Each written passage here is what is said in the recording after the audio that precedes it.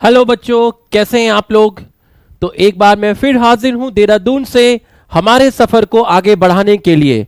तो बच्चों, class start होने से पहले मस्त होके बैठिएगा, चौड़े होके बैठिएगा, स्ट्रेस फ्री होके बैठिएगा, क्योंकि एक बार फिर तुम्हारे भाई की क्लास है।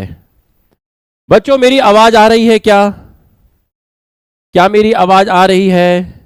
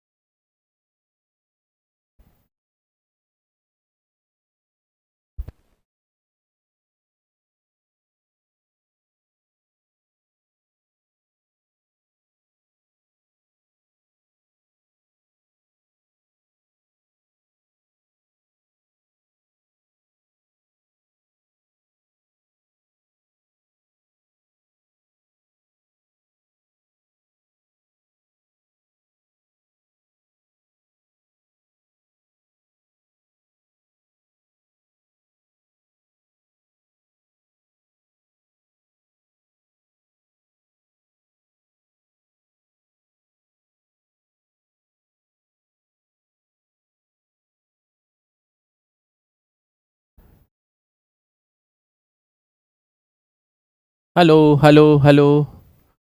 हेलो हेलो, क्या अब मेरी आवाज आ रही है? तो यस लिख दीजिए।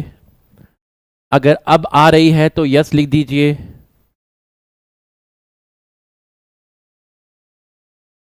अब आ रही है तो यस लिख दीजिए। अब अगर मेरी आवाज आ रही है तो यस लिख दीजिए।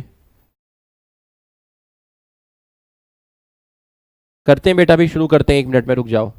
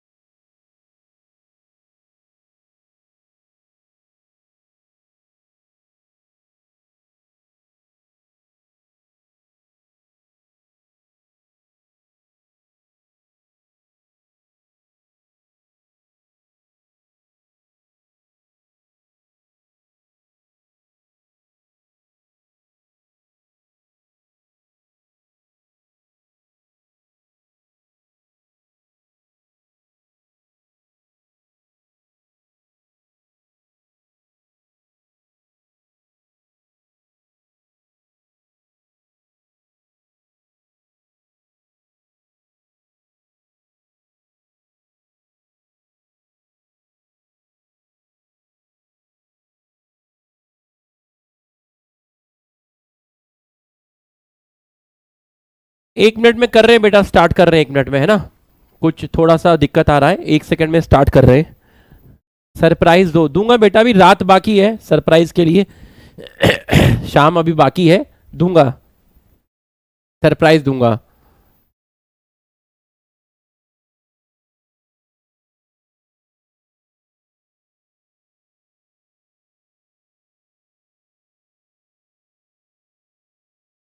अभी करते हैं बेटा, 1 मिनट में स्टार्ट करते हैं।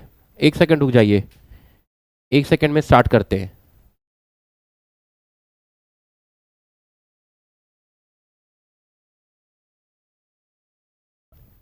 करते हैं बेटा स्टार्ट, है ना, करते हैं, रुक जाओ।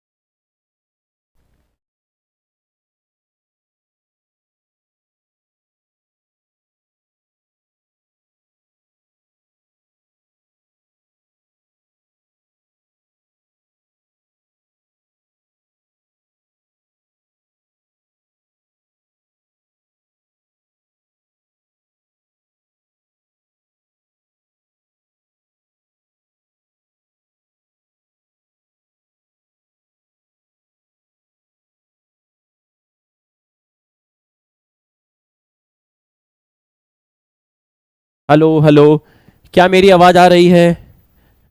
जल्दी से यस सर लिख दीजिए। क्या मेरी आवाज आ रही है? जल्दी से यस सर लिख दीजिए। फटाफट यस सर लिख दीजिए। फटाफट यस सर लिख दीजिए। फटाफट यस सर लिख दीजिए जल्दी से। अगर मेरी आवाज आ रही है तो फटाफट यस सर लिख दीजिए, जल्दी से यस सर लिख दीजिए। बच्चों कुछ टेक्निकल इशू आ रहा था और तुम स्टूडेंट की सहनशीलता देखो। एक लुक्खा है इसके अंदर जो लिख रहा है सर, लिख रहा था don't waste our time, class start करिए। डॉक्टर्स डे पर मैं उसको शराब देता हूं कि इस लड़के का सिलेक्शन नहीं होगा मेडिकल के अंदर, पढ़ाई छोड़ दे तू। मतलब इतनी तमीज नहीं है, इतनी सहनशीलता नहीं है। अरे लुखे मतलब कहां से आते हैं यार ये लोग, ये भगवान। मतलब भाई तू यहां से निकल। मेरे को तेरा नाम अभी इसमें आता तो मैं तेरा सब्सक्रिप्शन अभी कैंसिल करवाता हूं, क्लास तो बाद में ले लेंगे। तेरा सिलेक्शन नहीं होगा, तेरा होगा नहीं बेटा, तू पढ़ाई छोड़ दे, बिल्कुल छोड़ दे। मेरी वॉइस गूंजेगी जब तू किताब खोलेगा एनसीईआरटी। मैं तुझे आज श्राप दे रहा हूं।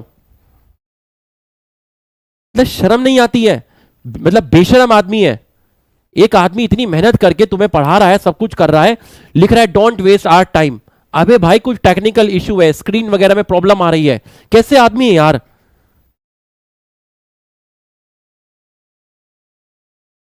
हद है मतलब।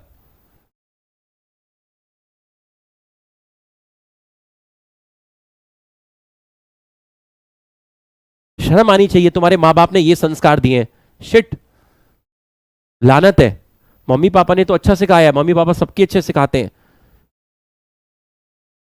घटिया आदमी, गंदा आदमी, लुखा। ना ना, इसको गॉड ब्लेस यू नहीं बोलना है। इसकी तो मतलब कैसा आदमी है यार, कितना जहरीला हो गया है ये। इतना इतना जहर इसके अंदर भरा हुआ है। कितना गंदा आदमी है, छी। नहीं होगा तेरा सिलेक्शन। 3 महीने में पहली बार मैंने ये बात बोली है आज लाइफ में। लुखे, तेरा सिलेक्शन नहीं होगा। घटिया आदमी, छी, शर्म आनी चाहिए।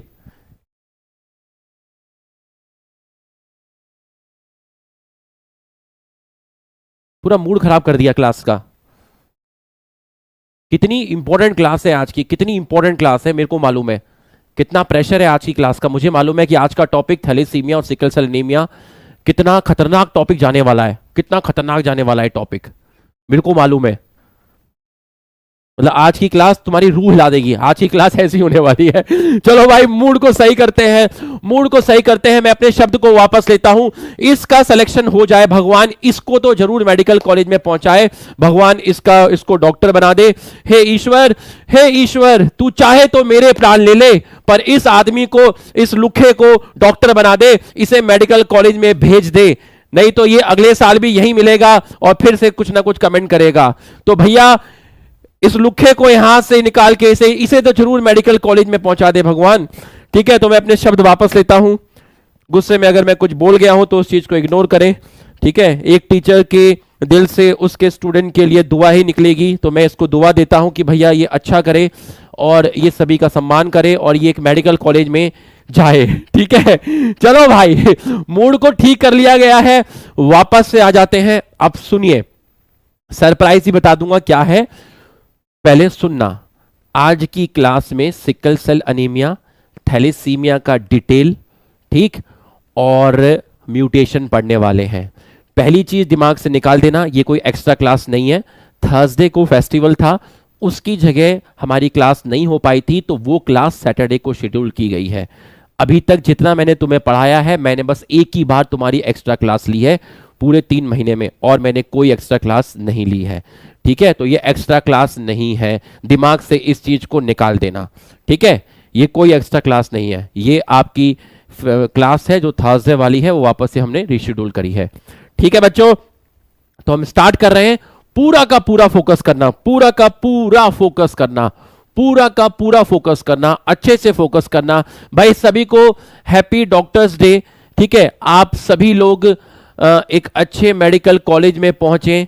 ठीक है, ऐसी मैं ईश्वर से कामना करता हूं आप आने वाले टाइम में बहुत अच्छे डॉक्टर बने, और आप जो जैसे कि डॉक्टर को भगवान का रूप कहा जाता है, जब लोग मतलब ईश्वर और डॉक्टर दोनों को इक्विवेलेंट माना गया है, ठीक है। इनका सोसाइटी में बहुत बहुत बहुत ज्यादा सम्मान है। तो आप हमेशा एक अच्छे नागरिक, एक अच्छे डॉक्टर की तरह देश में लोगों की सेवाएं करते रहना, कभी किसी की किडनी नहीं बेचना, ठीक है, कभी सस्ती दवाइयों को महंगे में मत बेचना, ठीक है, और अपने मम्मी पापा का हमेशा सम्मान करना और डाउन टू अर्थ रहना, सिंपल रहना और घमंड नहीं करना, ठीक है, और ईटीसी। ये सारी चीजें मैं आपके लिए ईश्वर से दुआ करता हूं, ठीक है, और मैं आपको अपनी शुभकामनाएं देता हूं, ठीक है। ठीक है भाई, और सभी खुश रहो, मस्त रहो। चलो भाई आ जाओ भैया, पूरा फोकस करना, अच्छे से फोकस करना। लेक्चर की स्पीड आज धीरे रहेगी, मेरी वॉइस भी धीरे रहेगी। कारण है तुम्हें पता चल जाएगा जब तुम पढ़ोगे धीरे धीरे। Sickle cell anaemia, thalassaemia, mutation. Heading डाली है सिकल सेल अनीमिया कंटिन्यू। पूरा फोकस करना, लेक्चर स्टार्ट होने से पहले वार्निंग है, पूरा का पूरा अच्छे से फोकस करना। जहां भी ढीले पड़े आपको फिर समझने में दिक्कत होगी। ये एक बहुत अच्छा लेक्चर जाने वाला है। सिकल सेल अनीमिया को हम कंटिन्यू कर रहे हैं। मैंने आपसे बोला कि एक जीन होता है, उस जीन के 2 एलील होते हैं। अगर कोई नॉर्मल पर्सन है तो उसके शरीर में जो क्रोमोसोम है वो पेयर में है। एक पेयर में 2 क्रोमोसोम है। एक क्रोमोसोम पे जीन की एक फॉर्म है जिसको आप एलील बोलते हैं। दूसरे क्रोमोसोम में उसी जीन की दूसरी फॉर्म है जिसको आप एलील बोलते हैं। तो एक जीन की अगर एक फॉर्म आपकी HBA है, उसी जीन की दूसरी फॉर्म HBA है। इसका मतलब इस आदमी का जीनोटाइप है HBA। इसका मतलब ये एक नॉर्मल पर्सन है, ये एक नॉर्मल पर्सन है। अब और क्या क्या पॉसिबिलिटी हो सकती है? एक जीन है जिसकी 2 एलील है, एक क्रोमोसोम पर है HBS और दूसरे पर है HBS। तो एक जीन की कितनी फॉर्म? 2 फॉर्म। ये भी एलील है, ये भी एलील है। ये जो दोनों एलील हैं ये एबनॉर्मल एलील है, ये दोनों एलील नॉर्मल है। तो अगर किसी बंदे का जीनोटाइप HBS और HBS होगा तो वो बंदा अफेक्टेड होगा, वो बंदा अफेक्टेड होगा। बिल्कुल सही है। एक जीन की एक फॉर्म HBA और दूसरी फॉर्म HBS। तो बच्चों HBA जो है वो नॉर्मल एलील है। अगर मैं आपसे कहूं कि HBA, अगर मैं आपसे कहूं कि हे HBA आप कैसे एलील हैं, धीरे धीरे चलूंगा। HBA एक नॉर्मल एलील है। शुरू में जज मत करना, धीरे धीरे नशा बढ़ाएगा और बहुत खतरनाक क्लास लूंगा। और HBS जो है वो एक एबनॉर्मल एलील है। और कोई भी एलील एबनॉर्मल म्यूटेशन की वजह से होता है, जो टॉपिक आज आपको पढ़ाया जाएगा। तो इसी को आप बोलते हैं म्यूटेंट एलील। HBA मतलब नॉर्मल एलील, HBS मतलब एबनॉर्मल एलील, मतलब म्यूटेंट एलील। तो HBA नॉर्मल, HBS एबनॉर्मल। तो अगर किसी का जीनोटाइप HBA या HBS है, उसका 50% हीमोग्लोबिन नॉर्मल है, 50% हीमोग्लोबिन एबनॉर्मल है। तो ये अनअफेक्टेड है, ये कैरियर है, बट इसको सिकल सेल एनीमिया, इसको बीमारी नहीं है, ये अफेक्टेड नहीं है, बट इसके अंदर सिकल सेल की ट्रेट है क्योंकि इसका 50% हीमोग्लोबिन एबनॉर्मल है। तो इसलिए मैंने कहा कि ये कैरियर है, ये अनअफेक्टेड है, बट इसके अंदर 50% हीमोग्लोबिन एबनॉर्मल है, जो कि HbS से रिप्रेजेंट हो रहा है, इसलिए इसके अंदर सिकल सेल ट्रेट है, बट ये बंदा अफेक्टेड नहीं है। यहां तक समझ में आया तो यस लिखिए, यहां तक समझ में आया तो यस लिखिए, जल्दी से यस लिखिए, जल्दी से यस लिखिए, फटाफट यस लिखिए। हां, टेस्ट के सिलेबस में जितना कल की क्लास में पढ़ाया था उतना ही आएगा, म्यूटेशन नहीं आएगा, पेडिग्री एनालिसिस नहीं आएगा, डिसऑर्डर आएंगे, जितना कल की क्लास में पढ़ाया गया था बस वहीं तक आएगा। आज की क्लास में जो भी मैं पढ़ा रहा हूं यहां से नहीं आएगा, जितना हमने कल की क्लास में पढ़ा था बस उतना ही आएगा, म्यूटेशन का MV नहीं आएगा, कुछ नहीं आएगा, म्यूटेशन कुछ नहीं आएगा, पेडिग्री। कलर ब्लाइंडनेस, हीमोफीलिया पे क्वेश्चन मिलेंगे, 4-5 न्यूमेरिकल क्वेश्चन मिलेंगे, ठीक। तो यहां तक आपको समझ में आ गया। This disease sickle cell anaemia transmit from parent to offspring when both parent are carrier. तो इन्होंने ये कहा कि ये डिजीज बच्चों में तभी जाएगी जब दोनों पेरेंट कैरियर हैं। तो मैंने मेल पेरेंट लिया, मैंने फीमेल पेरेंट लिया, मेल पेरेंट को मैंने लिख दिया आपका HbA-HbS कैरियर, इसको लिख दिया HbA-HbS।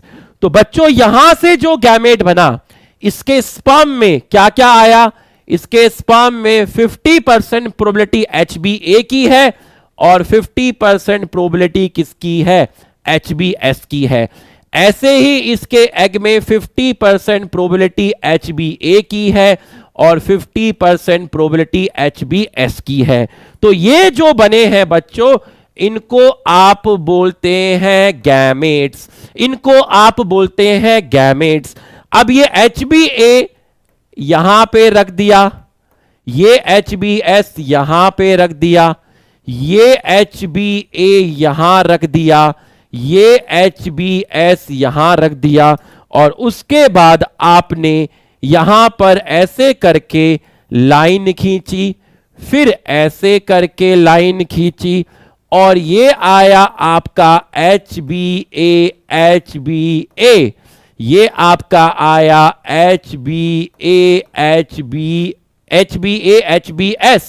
ये आया HbS, और ये आपका जो आया ये अफेक्टेड आया HbS, ये आपका आया अफेक्टेड। तो प्रोजेनी अफेक्टेड तब आई जब दोनों पेरेंट आपके कैरियर हैं। प्रोजेनी आपकी अफेक्टेड तब आई जब दोनों पेरेंट कैरियर हैं। दिस डिजीज कंट्रोल्ड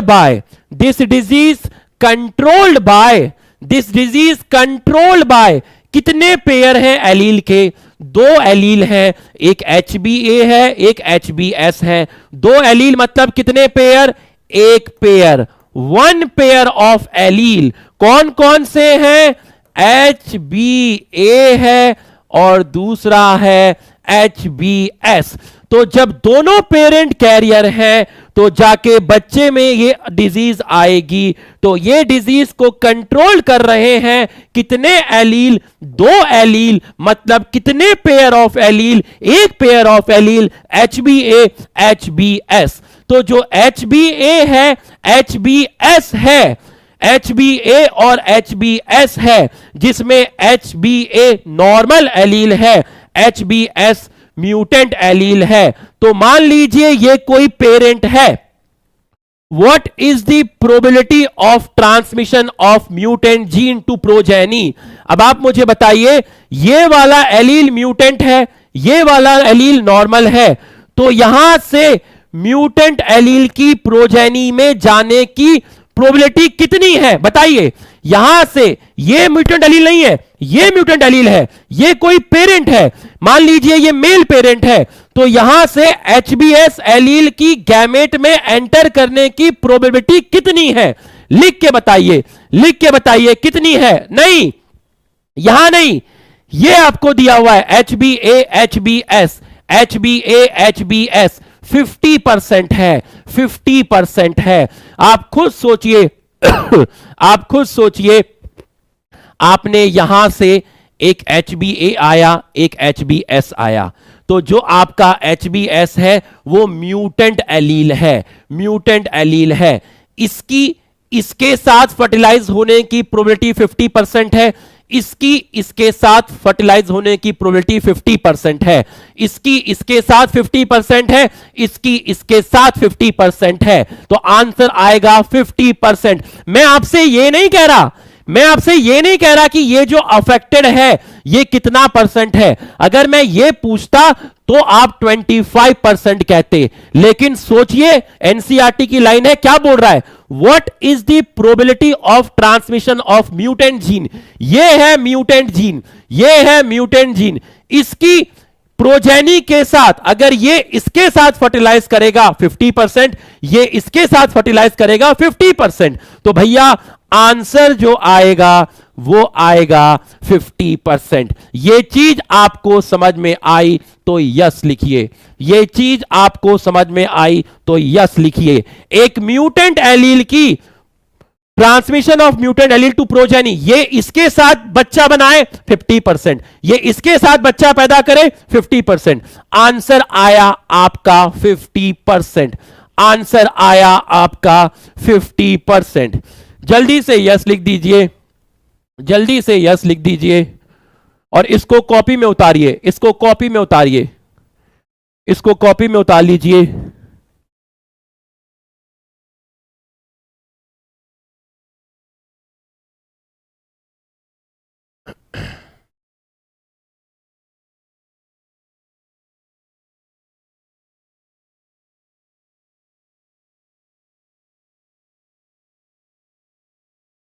जहरीला हो गया है, कितना जहर भर गया इसके अंदर।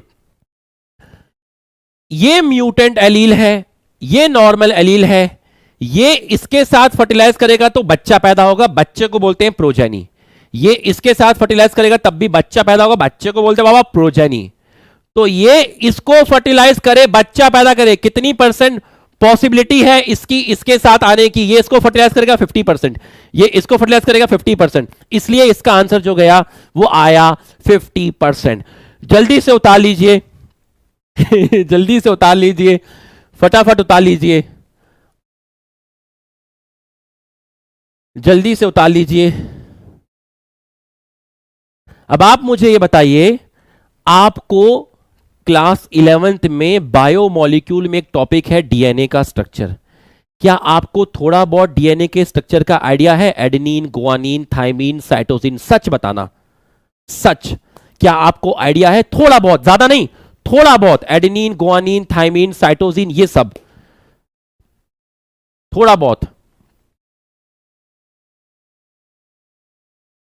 अब समझिएगा, नहीं है। एनसीईआरटी के अंदर यह चीज दी गई है। यह चीज बच्चों को तभी समझ में आएगी जब बच्चों को डीएनए स्ट्रक्चर के बारे में पता होगा। डीएनए का स्ट्रक्चर पढ़ाया जाता है molecular basis of inheritance chapter में, जो अगला चैप्टर है। तो इसको समझाने के लिए डीएनए का स्ट्रक्चर, ट्रांसक्रिप्शन, ट्रांसलेशन, ये 3 टॉपिक की जरूरत पड़ती है। ट्रांसक्रिप्शन को खत्म किया जाता है 5 घंटे लगा के, ट्रांसलेशन को खत्म किया जाता है 3 घंटे लगा के, और डीएनए के स्ट्रक्चर को खत्म किया जाता है 2 घंटे लगा के। और ये सारे टॉपिक पढ़ाए जाते हैं मॉलिक्यूलर बेसिस ऑफ इनहेरिटेंस में। तो इन टॉपिक को बिना पढ़ाए मुझे आपको यह समझाना है, तो इसलिए यह एक चैलेंज वाला काम है, इजी नहीं है। इसमें सपोर्ट करना, पूरा फोकस करना, जैसे जैसे मैं आपको जितना मैं आपको सिखाऊंगा आप सीखने की कोशिश करना। यह चीज आपको बहुत अच्छे से तभी समझ में आएगी जब आप मॉलिक्यूलर बेसिस पढ़ोगे, क्योंकि मॉलिक्यूलर बेसिस के अंदर भी सिकल सेल एनीमिया के बारे में बताया है। लेकिन आप घबराना नहीं, आप घबराना नहीं। मैं आपको लेके जा रहा हूं क्लास 11th में। कहां लेके जा रहा हूं? क्लास 11th में। और मैं लेके जा रहा हूं आपको डीएनए के पास। अगर आपको आइडिया नहीं है, आप घबराना नहीं, आप यहां पर देखिए, पूरा का पूरा मैं आपको समझाऊंगा। मैं आपको क्लास 11th में लेके जा रहा हूं, क्योंकि जब तक मैं आपको यह चीज नहीं बताऊंगा, आपको एनसीईआरटी का वो पैराग्राफ समझ में नहीं आएगा, आएगा ही नहीं। डीएनए जो होता है वो जिस चीज का बना होता है, डीएनए जो होता है वो जिस चीज का बना होता है उसको बोलते हैं न्यूक्लियोटाइड। क्या बोलते हैं? न्यूक्लियोटाइड। डीएनए जिस चीज का बना है उसको बोलते हैं न्यूक्लियोटाइड। यहां पर देखिएगा, बोला न्यूक्लियोटाइड क्या है? न्यूक्लियोटाइड के अंदर 3 चीजें होती हैं। एक को हम बोलते हैं नाइट्रोजनस बेस। डीएनए किस चीज का बना है? न्यूक्लियोटाइड का बना है। न्यूक्लियोटाइड क्या होता है? न्यूक्लियोटाइड 3 चीजों का बना है। पहला है नाइट्रोजनस बेस, दूसरा है आपका फॉस्फेट, और तीसरा है आपका शुगर। तो पहला है नाइट्रोजनस बेस, दूसरा है फॉस्फेट, तीसरा है शुगर। ये एक डायग्राम दिखाया गया है। किसका डायग्राम दिखाया गया है? न्यूक्लियोटाइड का डायग्राम दिखाया गया है। इसके अंदर जो शुगर मिलती है, उस शुगर को हम बोलते हैं डीऑक्सीराइबोस शुगर। मैं आपको डीएनए का स्ट्रक्चर नहीं पढ़ा रहा हूं। डीएनए का स्ट्रक्चर 2 घंटे लगा के डिटेल में मॉलिक्यूलर बेसिस ऑफ इनहेरिटेंस में पढ़ाऊंगा। मैं फिर कह रहा हूं, वार्निंग दे रहा हूं, पूरा फोकस करना अच्छे से। डीऑक्सीराइबोस, डीऑक्सी का मतलब होता है विदाउट ऑक्सीजन। डीऑक्सी का मतलब होता है विदाउट ऑक्सीजन, विदाउट ऑक्सीजन। अब आप देखिए, ध्यान से देखिए, ये है शुगर। इस शुगर को मैं बोल रहा हूं डीऑक्सीराइबोस शुगर। ये जो स्ट्रक्चर है, ये है शुगर। इसमें ये पहला कार्बन, ये दूसरा कार्बन, ये तीसरा कार्बन, ये चौथा कार्बन और ये 5वां कार्बन। तो कितने कार्बन हो गए? 5 कार्बन हो गए।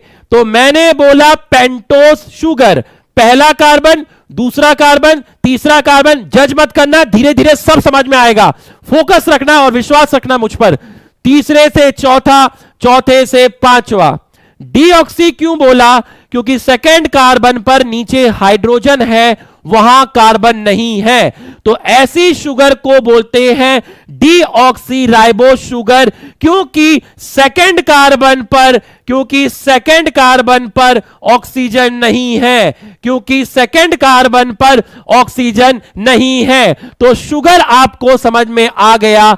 और 5th कार्बन पर अटैच है फॉस्फेट, 5th कार्बन पर अटैच है फॉस्फेट। सेकंड कार्बन पर ऑक्सीजन नहीं है।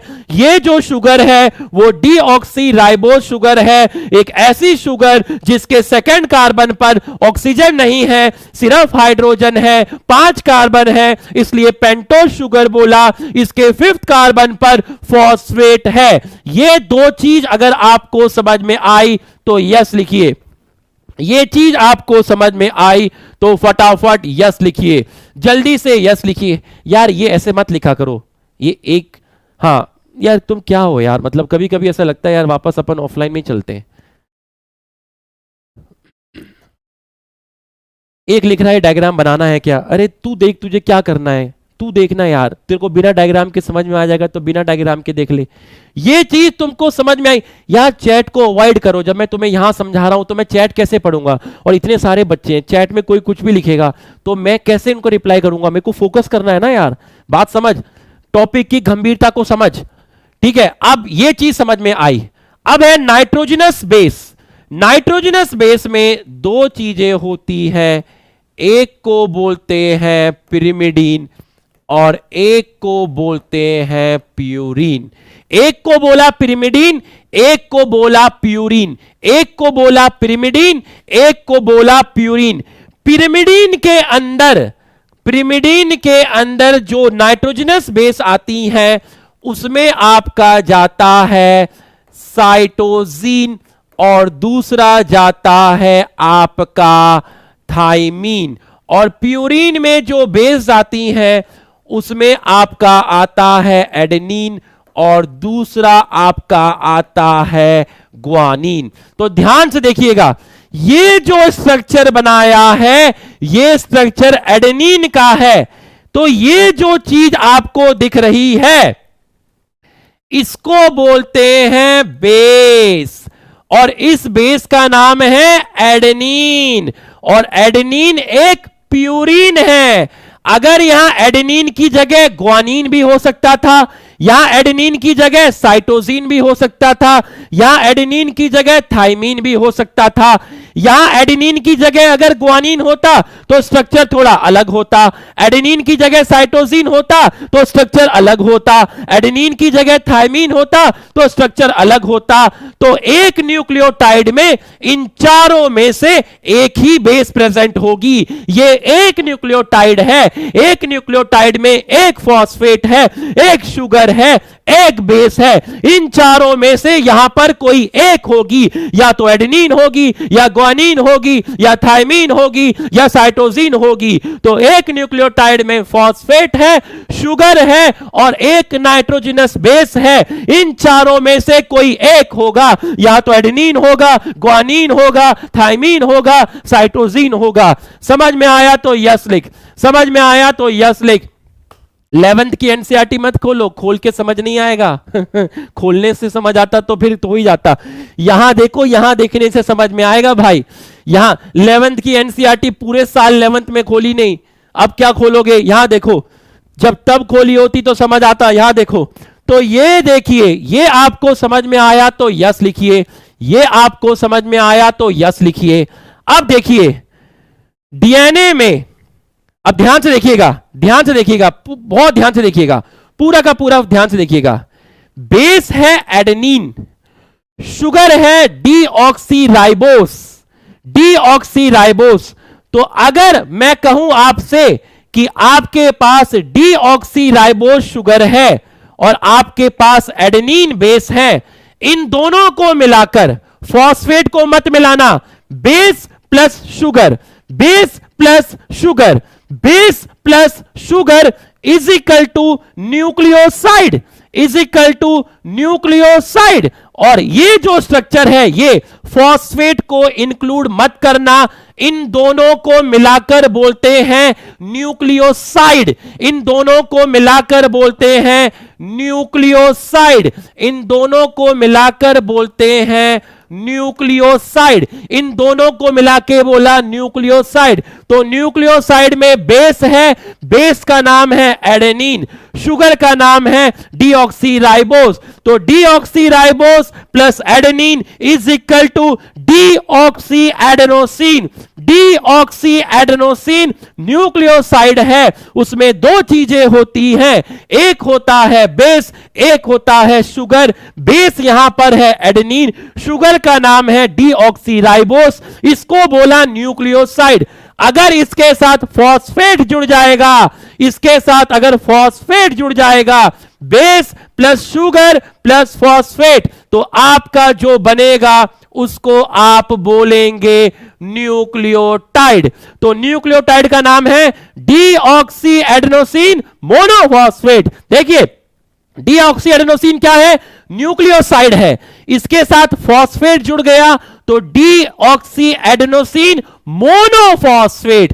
तो ये पूरा न्यूक्लियोटाइड है, इसमें इन दोनों को न्यूक्लियोसाइड बोलते हैं, ये न्यूक्लियोसाइड है। न्यूक्लियोसाइड में बेस है एडेनिन, शुगर है डीऑक्सीराइबोस, इन दोनों के मिलने से जो चीज बनी वो बनी deoxy adenosine. Deoxy adenosine nucleoside है, इसमें जुड़ गया फॉस्फेट, ये फॉस्फेट इसमें जुड़ गया तो बना डीऑक्सी एडेनोसिन मोनोफॉस्फेट, और ये पूरा एक न्यूक्लियोटाइड है।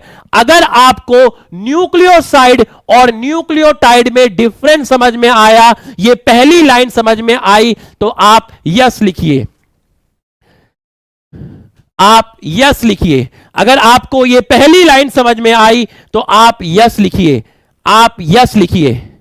अगर आपको ये पहली लाइन समझ में आई तो आप यस लिखिए। एक कह रहा है एक बार रिपीट कर दो, भाई 6 बार रिपीट किया है। अगर ये लाइन आपको समझ में आई तो यस लिखिए। तो भैया जल्दी से यस लिखिए। तो न्यूक्लियोसाइड के अंदर बेस होता है, शुगर होता है, फॉस्फेट नहीं होता। अगर बेस आपका एडेनिन है, शुगर डीऑक्सी राइबोस है, तो जो न्यूक्लियोसाइड बनेगा वो डीऑक्सी एडेनोसिन बनेगा। अगर इस न्यूक्लियोसाइड में फॉस्फेट जुड़ गया, डीऑक्सी एडेनोसिन में फॉस्फेट जुड़ गया, तो बनेगा डीऑक्सी एडेनोसिन मोनोफॉस्फेट, और डीऑक्सी एडेनोसिन मोनोफॉस्फेट एक न्यूक्लियोटाइड है। अब मान लीजिए यहां एडेनिन की जगह ग्वानिन है, मान लीजिए एडेनिन की जगह ग्वानिन है, शुगर है डीऑक्सी राइबोस, तो guanine plus deoxyribose is equal to guanosine, is equal to deoxyguanosine. Guanine plus deoxyribose is equal to deoxyguanosine. Deoxyguanosine में बेस प्रेजेंट है और sugar present है, base present है और sugar present है। Deoxyguanosine nucleoside है। अगर इसमें फॉस्फेट जुड़ा तो बना डीऑक्सी ग्वानोसिन मोनोफॉस्फेट, जो कि एक न्यूक्लियोटाइड है।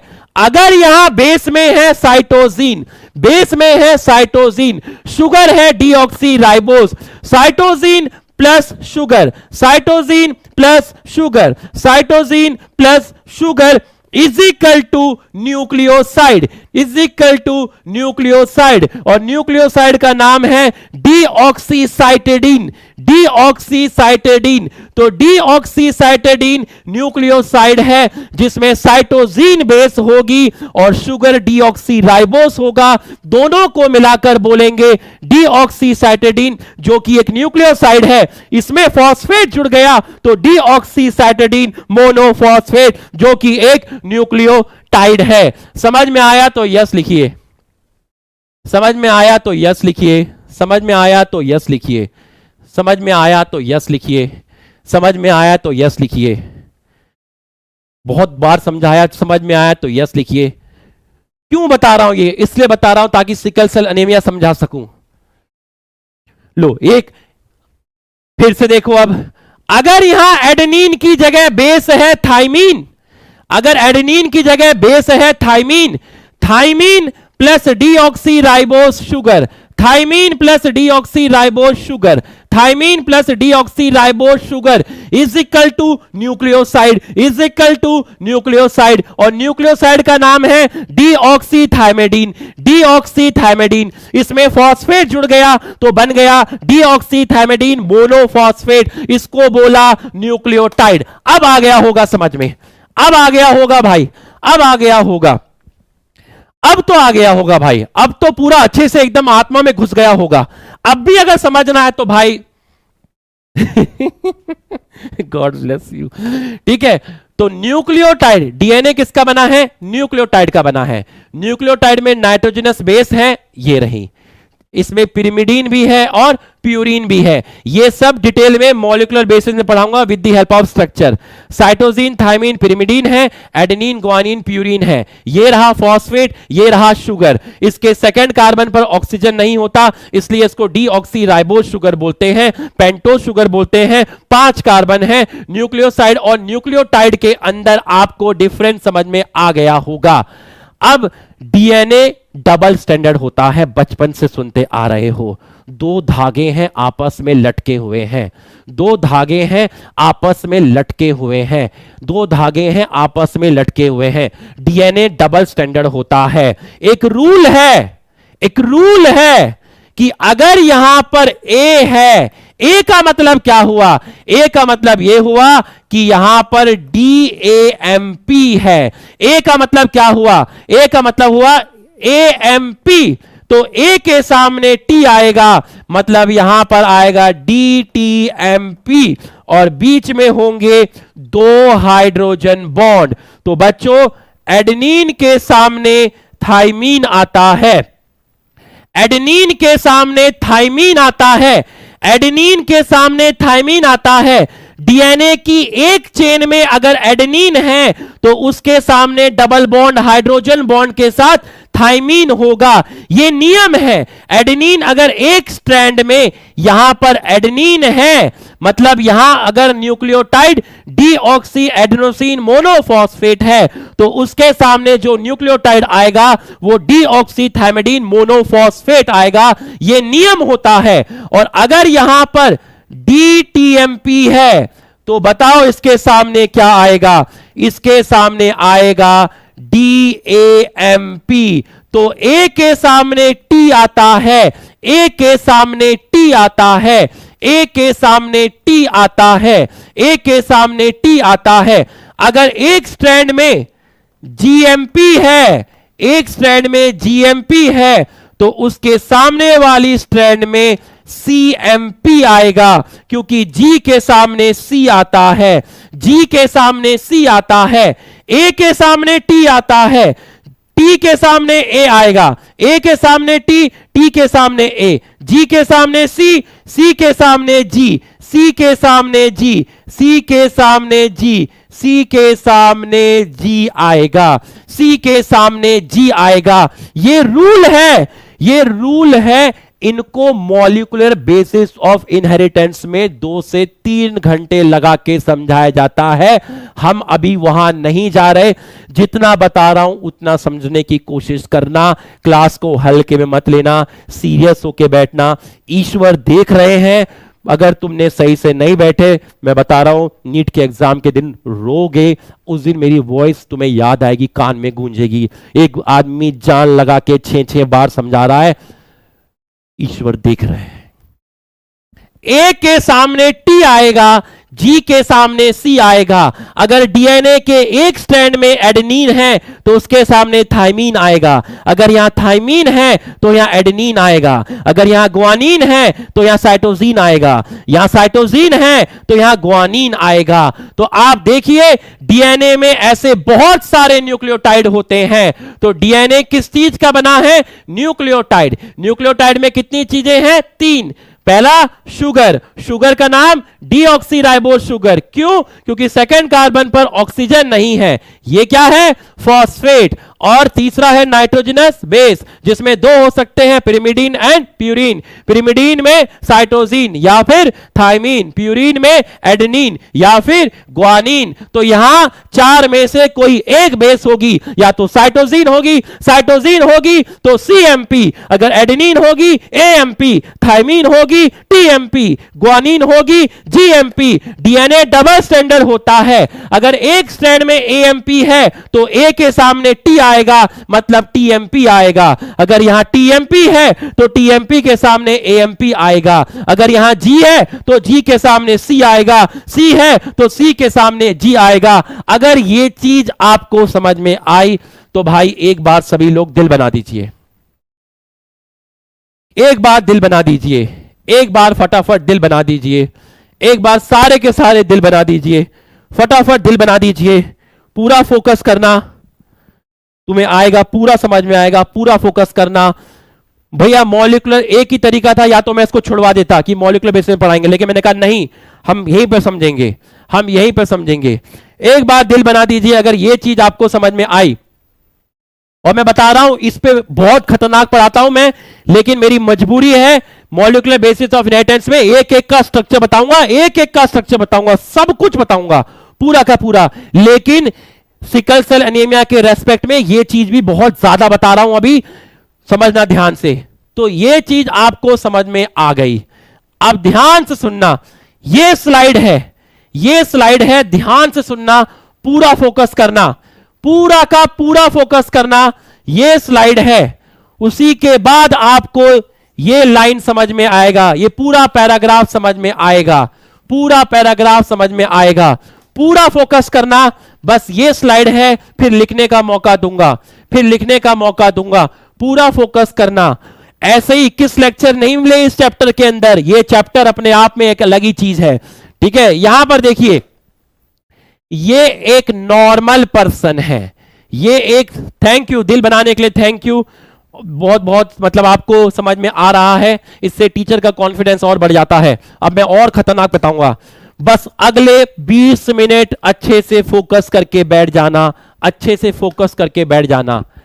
एक आराम आराम से बोलूंगा, एक नॉर्मल पर्सन है, उसका डीएनए दिखाया गया है। कैसा दिखाया गया है? डबल स्टैंडर्ड दिखाया गया है। उसमें बेसिस प्रेजेंट है, जैसे यहां पर कोई बेस है जी, जी मतलब यहां रहा होगा जीएमपी, और जी के सामने क्या आता है बताओ? जी के सामने क्या आता है? जी के सामने आता है सी। तो अगर यहां जीएमपी है तो यहां सीएमपी है। अगर यहां एएमपी है, ए के सामने क्या आता है? ए के सामने आता है टी, तो ए के सामने है टीएमपी, जी के सामने है सीएमपी। ऐसे ही यहां पर भी कुछ ना कुछ बेस रही होंगी, यहां भी कुछ बेस रही होंगी, यहां भी बेस रही होंगी, यहां भी बेस रही होंगी, यहां भी बेस रही होंगी, यहां भी बेस रही होंगी, और इनके कॉम्प्लीमेंट्री बेस यहां रही होंगी, यहां भी रही होंगी, यहां भी रही होंगी, यहां भी रही होंगी, यहां भी रही होंगी, यहां भी रही होंगी। जी का कॉम्प्लीमेंट्री सी, ए का कॉम्प्लीमेंट्री टी, जी का कॉम्प्लीमेंट्री सी। एक नॉर्मल बंदा जिसको सिकल सेल अनीमिया नहीं है, उसके डीएनए को दिखाया गया है। डीएनए डबल स्टैंडर्ड है, एक स्ट्रैंड में बहुत सारे न्यूक्लियोटाइड रहे होंगे, दूसरी स्ट्रैंड में भी बहुत सारे न्यूक्लियोटाइड रहे होंगे। अगर यहाँ जीएमपी रहा होगा, यहाँ सीएमपी रहा होगा, यहाँ एएमपी रहा होगा, यहाँ टीएमपी रहा होगा, यहाँ जीएमपी रहा होगा, यहाँ सीएमपी रहा होगा। बिल्कुल सही है।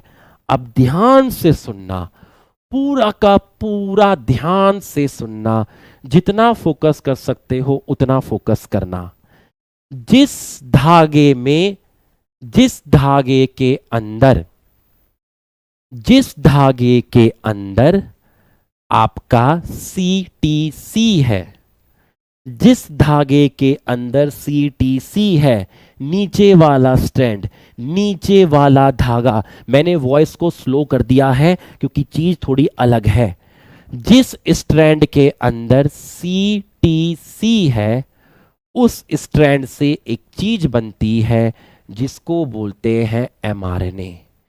इस प्रोसेस को 5 घंटे लगाकर मॉलिक्यूलर बेसिस ऑफ इनहेरिटेंस में समझाया जाता है। तो तुम्हें अभी क्या याद रखना है कि जिस धागे में CTC है, उससे एक धागा बना, 10 मिनट में पूरा समझ में आएगा, उससे एक धागा बना, उस धागे का नाम है मैसेंजर आरएनए। मैसेंजर आरएनए, उस धागे का नाम है मैसेंजर आरएनए। अब आप मुझे इतना बताओ, अगर यहां C है तो यहां क्या आएगा? यहां आएगा G। अगर यहां T है तो यहां आएगा A। अगर यहां C है तो यहां आएगा G। तो जो यहां रहा होगा, मान लो यहां आपका C रहा होगा तो यहां G आएगा, यहां G रहा होगा यहां C आएगा, यहां C रहा होगा तो यहां G आएगा, यहां T रहा होगा तो यहां A आएगा, यहां C रहा होगा तो यहां G आएगा, यहां G रहा होगा तो यहां C रहा होगा। तो एक धागा बना, ये धागा सिंगल स्ट्रैंड बना, इस धागे का नाम है मैसेंजर आरएनए, और ये डीएनए की उस स्ट्रैंड से बना जिसमें CTC प्रेजेंट है। डीएनए की जिस स्ट्रैंड में CTC प्रेजेंट है, उस स्ट्रैंड के कॉम्प्लीमेंट्री एक धागा बना। ये धागा सिंगल स्ट्रैंडर्ड है, ये एक ही धागा है। अगर यहां C है तो यहां G है, यहां T है तो यहां A है, यहां C है तो यहां G है, और इसको बोलते हैं मैसेंजर आरएनए, इसको बोलते हैं मैसेंजर आरएनए। तो ये बेस इसके कॉम्प्लीमेंट्री है। यहां जो 3 बेस रहेंगी उसके कॉम्प्लीमेंट्री यहां, इन 3 बेस के कॉम्प्लीमेंट्री यहां, इन 3 बेस के कॉम्प्लीमेंट्री यहां, इन 3 बेस के कॉम्प्लीमेंट्री यहां, इन 3 बेस के कॉम्प्लीमेंट्री यहां, इन 3 बेस के कॉम्प्लीमेंट्री यहां। आप ध्यान से समझना, ध्यान से समझना, 3 base in 1 messenger RNA represent 1 codon. 3 base in messenger RNA, 3 base in messenger RNA, पूरा focus, 3 base in messenger RNA. 3 base का मतलब 1 कोडॉन है, तो बताओ इसमें टोटल कोडॉन कितनी है? टोटल कोडॉन कितनी है? 3 base in messenger RNA equivalent to 1 codon. 3 base, 3 base, 3 nucleotide, 3 base, 3 nucleotide equivalent to 1 codon. So how many codons you have in this messenger RNA? Nation wants to know how many codons you have in this messenger RNA. If 3 base is equivalent to 1 codon, nation wants to know. Yes, exactly, 7, 7, 7, 7. Total codon 7, total codon 7, क्योंकि 3 nucleotide, हर nucleotide में एक base है, 3 nucleotide और 3 base equal to 1 codon, equal to 1 codon. देखना भाई कितना खतरनाक concept है। ये बना दिया पैराग्राफ, बोला बच्चों को समझा दो ना, बच्चों को भी डीएनए का स्ट्रक्चर पता, वो पढ़ाया जाता है मॉलिक्यूलर बेसिस ऑफ इनहेरिटेंस में, ना ये ट्रांसक्रिप्शन पता, पढ़ाया जाएगा मॉलिक्यूलर बेसिस में, लेकिन ये समझाना है, सब आएगा। अब ध्यान समझना, हर कोडॉन के लिए, हर कोडॉन के लिए भगवान जी ने एक अमीनो एसिड दी है। इस कोडॉन के लिए भगवान जी ने एक अमीनो एसिड दी जिसको बोलते हैं वैलीन। आपको फुल फॉर्म नहीं लिखना, आपको फुल फॉर्म नहीं निकला, अभी यहां से सुनना, यहां से निकालना, क्योंकि ये चीजें कहां दी है, ये चीजें कहां दी हैं, ये चीजें कहां दी हैं, ये आपकी दी है, यहां दी है मॉलिक्यूलर बेसिस ऑफ इनहेरिटेंस में, यहां दिया है मॉलिक्यूलर बेसिस ऑफ इनहेरिटेंस में। देखिए इस कोडॉन के लिए कौन से अमीनो एसिड है? वैलीन।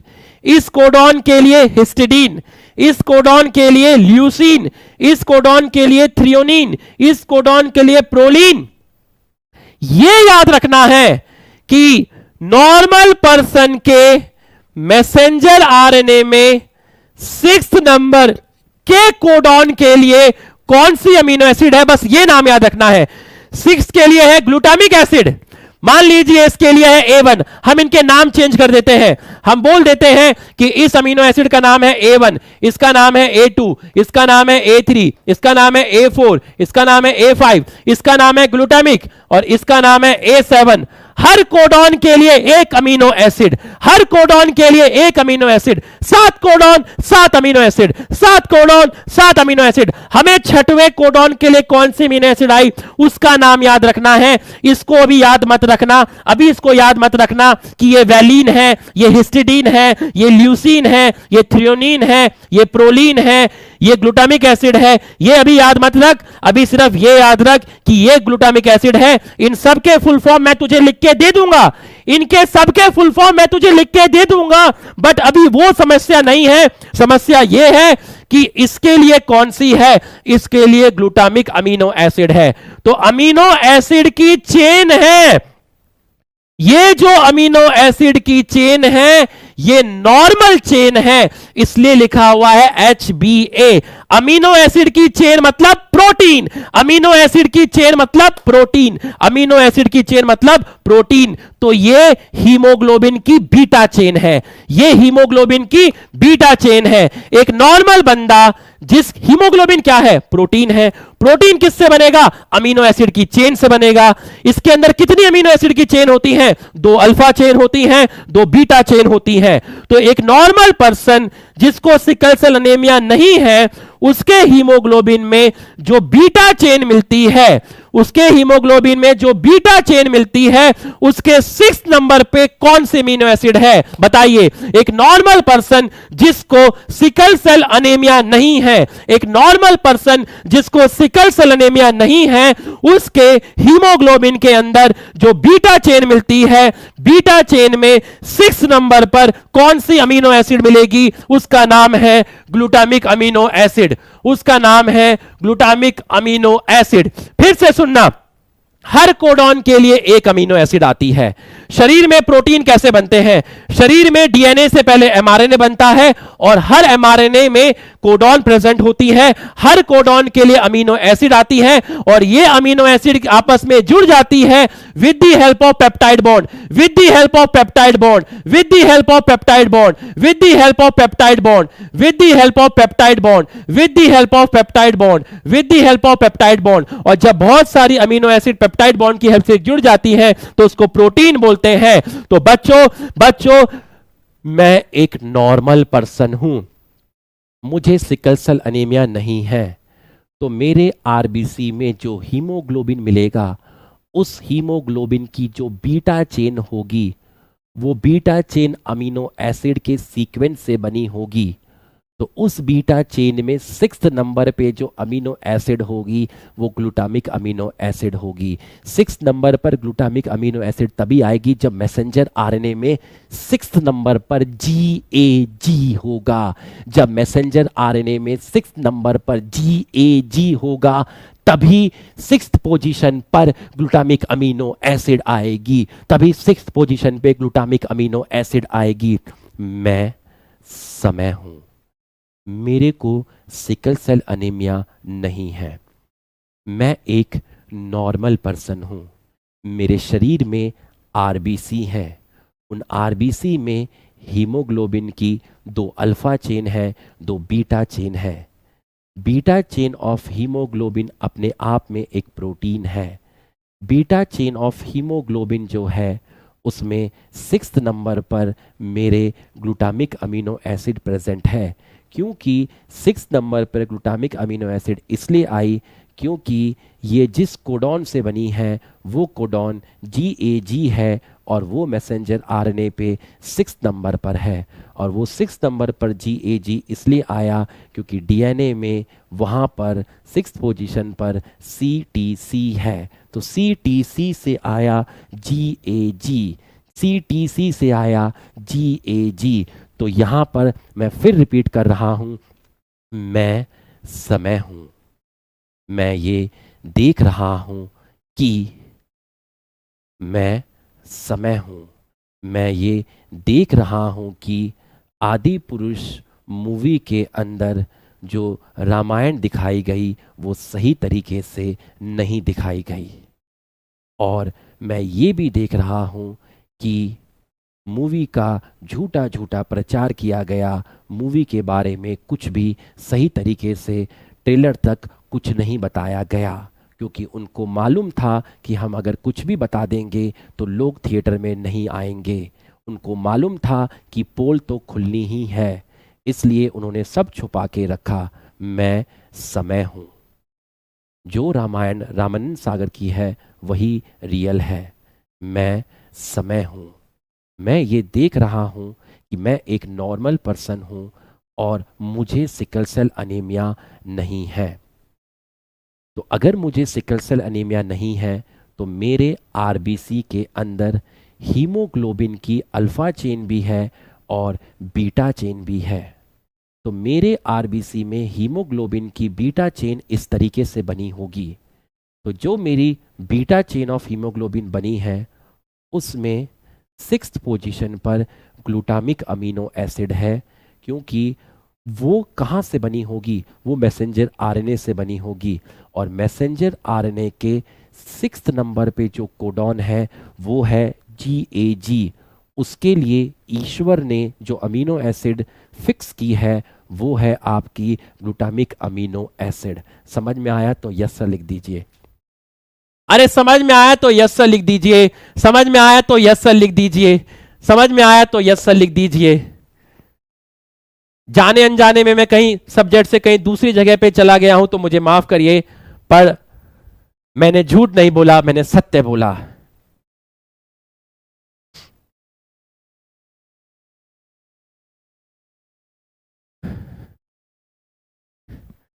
आएगा समझ में, आएगा। अरे हमने बहुत खतरनाक खतरनाक टॉपिक पढ़े हैं, लेकिन जब तुम मॉलिक्यूलर बेसिस ऑफ इनहेरिटेंस पढ़ लोगे तो तुम इसको कभी जिंदगी में नहीं पढ़ोगे, इसको देखोगे भी नहीं, तुम्हें शर्म आएगी। इसको पढ़ेंगे, इसको पढ़ेंगे, ऐसे बोलोगे तुम अपने अंदर से, इसको पढ़ेंगे। जब तुम मॉलिक्यूलर बेसिस ऑफ इनहेरिटेंस पढ़ लोगे तब। तो ये आपको समझ में आया। अब देखिए, ध्यान से देखिए, अफेक्टेड पर्सन, अफेक्टेड पर्सन मतलब सिकल सेल अनीमिया। यहां पर क्या लिखा है? यहां पर लिखा है HbA। HbA का मतलब होता है नॉर्मल हीमोग्लोबिन। HbA का मतलब है नॉर्मल हीमोग्लोबिन। HbA का मतलब है नॉर्मल हीमोग्लोबिन। तो बीटा चेन ऑफ हीमोग्लोबिन जो है वो नॉर्मल है, वो आपकी नॉर्मल है, वो आपकी नॉर्मल है, वो आपकी नॉर्मल है। अब बहुत फोकस करना, मैं बता रहा हूं, बहुत फोकस करना भाई, बहुत फोकस करना, बहुत फोकस करना। अगर कोई अफेक्टेड पर्सन है, अगर कोई अफेक्टेड पर्सन है तो क्या होगा? अफेक्टेड पर्सन में म्यूटेशन हुई, म्यूटेशन हुई, थायमीन की जगह आ गया आपका, थायमीन की जगह आ गया due to mutation of single base. ये म्यूटेशन हुई और थायमीन की जगह आपका आ गया CTC की जगह हो गया आपका CAC, T की जगह A आ गया। जिनको सिकल सेल अनीमिया होता है वहां CTC नहीं होता, वहां CAC होता है। बताओ कितना बेस चेंज हुआ, बताओ कितना बेस चेंज हुआ? जिसको सिकल सेल अनीमिया है, एक स्ट्रैंड में यहां कितना बेस चेंज हुआ? Due to mutation of single base, thymine replace by adenine, thymine replace by adenine. तो अगर एडेनिन में चेंज आया तो यहां भी चेंज आएगा, ए के सामने टी आएगा, ए के सामने टी आएगा। अगर थायमीन की जगह एडेनिन आया तो ऊपर भी चेंज आएगा, एडेनिन की जगह थायमीन आएगा। तो बताओ कितने बेस पेयर में चेंज आया, कितने बेस पेयर में? एक बेस में चेंज हुआ, जिसकी वजह से एक बेस पेयर चेंज हुआ। एक बेस पेयर में दो बेस, एक बेस पेयर में दो बेस, यहां एक बेस चेंज हुआ, टी की जगह ए आया। तो अगर यहां टी की जगह ए आया तो ऊपर टी आएगा, इसका मतलब दो बेस, मतलब so change in one base pair called. अगर एक बेस पेयर में चेंज आता है, अगर एक बेस पेयर में चेंज आता है तो ऐसे म्यूटेशन को बोलते हैं पॉइंट म्यूटेशन। पॉइंट म्यूटेशन में कितने बेस पेयर चेंज हुए? पॉइंट म्यूटेशन में एक बेस पेयर चेंज हुए। थायमीन की जगह म्यूटेशन हुआ, थायमीन बेस की जगह एडेनिन आ गया। तो कितना बेस चेंज हुआ? Due to mutation of single base, thymine replace by adenine. तो जब यहां एडेनिन आएगा तो ऊपर थायमीन आएगा, क्योंकि ए के सामने टी आता है। तो कितना बेस पेयर चेंज हो गया डीएनए में? एक बेस पेयर चेंज हो गया। जब एक बेस पेयर चेंज होता है इसको पॉइंट म्यूटेशन बोलते हैं। इसी को बोलते हैं सब्स्टिट्यूशन म्यूटेशन, इसी को बोलते हैं सब्स्टिट्यूशन म्यूटेशन। सब्स्टिट्यूट, टी का सब्स्टिट्यूट ए, टी का substitute A sickle cell anaemia point mutation का एग्जांपल है। यस, क्योंकि एक बेस पेयर चेंज हुआ। Sickle cell anaemia substitution type of mutation है। यस, क्योंकि टी की जगह ए आया। ये चीज समझ में आई तो यस लिख, ये चीज समझ में आई तो यस लिख। जब तक तुम म्यूटेशन में पहुंचोगे कुछ पढ़ने के लिए बचेगा ही नहीं, क्योंकि हम सारा म्यूटेशन कवर कर चुके होंगे। बस वहां सीक्वेंस में चार्ट बनाएंगे। आप कहोगे अरे सर ये तो आपने वहां पढ़ाया था, ये आपने यहां पढ़ाया था। बताओ, अगर ये चीज आपको समझ में आई तो यस लिखिए। टी को ए ने रिप्लेस किया, इसको म्यूटेशन बोलते हैं, बेस का चेंज होना। टी की जगह ए आ गया, कितना बेस चेंज हुआ, एक। T replace by A in one strand, जिसकी वजह से ए आया तो ऊपर भी बेस चेंज हो गया। तो कितने बेस पेयर चेंज हो गए, एक बेस पेयर। एक बेस पेयर में दो बेस, अगर एक बेस पेयर चेंज होता है इसको पॉइंट म्यूटेशन बोलते हैं। इसी को सब्स्टिट्यूशन टाइप ऑफ म्यूटेशन बोलते हैं, इसी को सब्स्टिट्यूशन टाइप ऑफ म्यूटेशन बोलते हैं। टी क्या है, लिख के बताओ। टी पिरिमिडीन है या प्यूरिन है, लिख के बताओ। देखते हैं याददाश्त। थायमीन क्या है, पिरिमिडीन है या प्यूरिन है? थायमीन क्या है, पिरिमिडीन है या प्यूरिन है? बताओ, थायमीन पिरिमिडीन है या प्यूरिन है? थायमीन क्या है, पिरिमिडीन है या प्यूरिन है? थायमीन जो है आपका वो पिरिमिडीन है। थायमीन पिरिमिडीन है। एडेनिन क्या है, एडेनिन आपका प्यूरिन है। एडेनिन आपका प्यूरिन है। थायमीन पिरिमिडीन है, एडेनिन प्यूरिन है। Thymine replace by adenine, thymine replace by adenine, मतलब pyrimidine replace by purine, pyrimidine replace by purine. ऐसी सब्स्टिट्यूशन टाइप ऑफ म्यूटेशन, ऐसी सब्स्टिट्यूशन टाइप ऑफ म्यूटेशन जिसके अंदर पिरिमिडीन को प्यूरिन रिप्लेस करते हैं, ऐसी सब्स्टिट्यूशन टाइप ऑफ म्यूटेशन को बोलते हैं ट्रांसवर्जन। ऐसी को बोलते हैं ट्रांसवर्जन। ट्रांसवर्जन सब्स्टिट्यूशन म्यूटेशन का टाइप है जिसमें पिरिमिडीन प्यूरिन से रिप्लेस हो जाता है। Pyrimidine replace by purine. Thymine pyrimidine है, एडेनिन प्यूरिन है। So pyrimidine replace by purine called transversion, called transversion, called transversion. Sickle cell anaemia is also example of pleiotropy. ये बाद में बताऊंगा, ये प्लियोट्रॉपी का एग्जाम्पल भी है, इसको मैं बाद में बताऊंगा। ऑल्सो एग्जाम्पल ऑफ प्लियोट्रॉपी बाद में बताऊंगा। सिकल सेल अनीमिया प्लियोट्रॉपी का एग्जाम्पल है, सही है। क्यों है बाद में बताऊंगा। Sickle cell anaemia substitution type of mutation है। क्यों, क्योंकि थायमीन एडेनिन से रिप्लेस हो गया। क्या वो ट्रांसवर्जन है? हाँ, क्योंकि थायमीन पिरिमिडीन है और प्यूरिन एडेनिन है। पिरिमिडीन को प्यूरिन ने रिप्लेस किया तो ट्रांसवर्जन सब्स्टिट्यूशन का टाइप है। एक बेस पेयर में चेंज आया तो आपने पॉइंट म्यूटेशन बोला। टू पॉइंट म्यूटेशन का एग्जाम्पल है। सब्स्टिट्यूशन का है। ट्रांसवर्जन का है। प्लियोट्रॉपी का है। प्लियोट्रॉपी का क्यों है बाद में बताऊंगा। यहां तक समझ में आया तो यस लिख, यहां तक समझ में आया तो यस लिख, यहां तक समझ में आया तो यस लिख दे, यहां तक समझ में आया तो यस लिख, यहां तक समझ में आया तो यस लिख।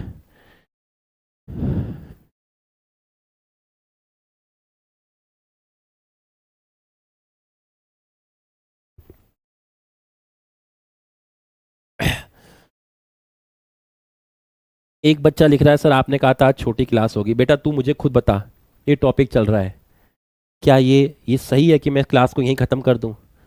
सिकल सेल एनीमिया किस लेवल से मैं तुम्हें यहाँ पर लेकर आया हूँ। क्लास 11th का डीएनए के स्ट्रक्चर को समझाते हुए मैं यहाँ लेकर आया हूँ और मज़ेदार में छोड़ दें, ऐसे ही ख़त्म कर दें। अरे मौके की नज़ाकत को तो समझा कर, हर खेल एक जैसे नहीं होते। यहाँ खेल कितना तकड़ा चल रहा है तू देख तो सही, जरा एक बार देख तो सही। सीन बनाने में 35 मिनट लग गए, सीन बनाने में। अब जब करने की बारी आई तो तू कह रहा है कि सर सीन बनाने में 35 मिनट लग गए। बेटा अब तो असली चीज तो अब करूंगा बेटा। यहां तक समझ में आ गया? ठीक है, यहां तक आपको समझ में आ गया, यहां तक आपको समझ में आ गया। ठीक है, यहां तक आपको समझ में आ गया। भाई यहां जान अटकी पड़ी है, ये टॉपिक मजाक थोड़ी ना है बिना मॉलिक्यूलर के बच्चों को समझाना, ऐसी की तैसी हो जाती है भाई। यस लिख दीजिए सर, फटाफट यस लिख दीजिए, फटाफट यस लिख दीजिए, जल्दी से यस लिख दीजिए, जल्दी से यस लिख दिया, यस लिख दीजिए, जल्दी से यस लिख दीजिए। भाई बंद कमरे में समझाते हैं, जब लाइट चली जाती है ना तो 5 ट्यूबलाइट जलती है, दरवाजा बंद है, पंखा चलता नहीं है क्योंकि ऊपर से चूना गिर जाता है, पसीना आता है बेटा, पसीना आता है। ये तौलिया रखा हुआ बेटा, इसको पोंछ के पढ़ाते हैं। अब तुम्हें थोड़ी ना अपनी गरीबी दिखाऊं है तो भाई समझा करो भाई, समझ गए, बहुत मेहनत करते हैं यार, समझे। कैसे लेकर आया हूं तुम्हें याद करो, sexual reproduction in flowering plant की फर्स्ट क्लास, वहां से कैसे कैसे तुम्हें यहां तक लेकर आया हूं, कैसे लेकर आया हूं, मुझे मालूम है कितना एफर्ट लगाना पड़ता है। अब ध्यान से देख, ध्यान से देख, सी के कॉम्प्लीमेंट्री क्या आएगा, सी के कॉम्प्लीमेंट्री क्या आएगा, जी आएगा। इस सी के कॉम्प्लीमेंट्री क्या आएगा, जी आएगा। अब एक नियम है, एक नियम है कि ए के कॉम्प्लीमेंट्री टी नहीं आएगा, ए के कॉम्प्लीमेंट्री यू आएगा, क्योंकि आरएनए में थाइमीन नहीं होता, आरएनए में थाइमीन नहीं होता। आरएनए में भगवान ने थाइमीन की जगह क्या दिया, आरएनए में थाइमीन नहीं होता, आरएनए में थाइमीन नहीं होता, आरएनए में थाइमीन एब्सेंट होता है, आरएनए में थाइमीन की जगह यूरेसिल होता है, आरएनए में थाइमीन की जगह यूरेसिल होता है। तो यहां ए के सामने टी नहीं आएगा, टी के सामने ए आ सकता है, लेकिन ए के सामने टी नहीं आएगा। जहां जहां टी आना था वहां यू आएगा, क्योंकि आरएनए में थाइमीन नहीं होता, आरएनए में यूरेसिल होता है। आरएनए में थाइमीन नहीं होता, आरएनए में यूरेसिल होता है। यह नियम है, जब मॉलिक्यूलर बेसिस पढ़ोगे तब बताऊंगा। 11वीं में भी यह बताया जाता है बायोमॉलिक्यूल के अंदर। एडेनिन के सामने थाइमीन आना था, बट यहां आरएनए में थाइमीन की जगह यूरेसिल होता है। थाइमीन की जगह एडेनिन आ सकता है, लेकिन एडेनिन की जगह थाइमीन नहीं आ सकता। थाइमीन की जगह एडेनिन, एडेनिन की जगह थाइमीन नहीं आ सकता। एडेनिन की जगह थाइमीन आना था, बट आरएनए में थाइमीन की जगह यूरेसिल होता है। बिल्कुल सही। इनके कॉम्प्लीमेंट्री यहां आए होंगे, इनके कॉम्प्लीमेंट्री यहां आए, इनके कॉम्प्लीमेंट्री यहां आए, इनके कॉम्प्लीमेंट्री यहां आए, इनके कॉम्प्लीमेंट्री यहां आए, इनके कॉम्प्लीमेंट्री यहां आए, इनके कॉम्प्लीमेंट्री यहां आए। बस आप मुझे यह बता दो, नॉर्मल पर्सन और अफेक्टेड पर्सन की कोडॉन सेम है या डिफरेंट है? नॉर्मल पर्सन और अफेक्टेड पर्सन की 6 नंबर की कोडॉन सेम है या डिफरेंट है? सेम है या डिफरेंट है? सेम है या डिफरेंट है? ये बता दो, ये बता दो। सेम है या डिफरेंट है? सेम है या डिफरेंट है? ये बता दो। सेम है या डिफरेंट है? सेम है या डिफरेंट है? नॉर्मल और अफेक्टेड पर्सन की 6 नंबर की कोडॉन सेम है या डिफरेंट है? बता दे, अरे बता दे, अरे बता दे, बता दे।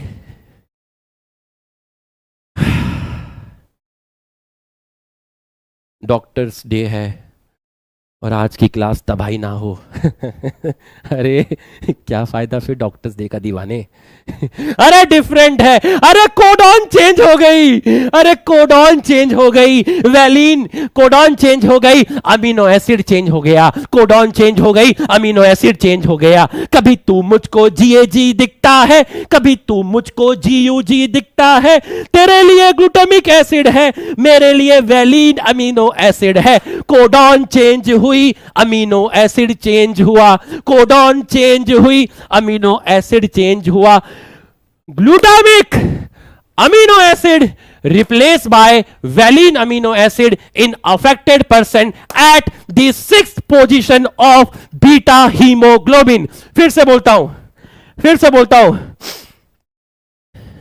मैं समय हूं, मैं देख रहा हूं कि मुझे सिकल सेल अनीमिया हो गया है। मेरे आरबीसी में हीमोग्लोबिन की जो बीटा चेन है उसके 6th पोजीशन पर अब ग्लूटामिक अमीनो एसिड नहीं है, वहां पर वैलिन अमीनो एसिड है, क्योंकि वो जिस मैसेंजर आरएनए से बनी होगी उस मैसेंजर आरएनए के 6th पोजीशन पर ला ला ला ला ला ला ला ला ला जीयूजी है, जीयूजी है।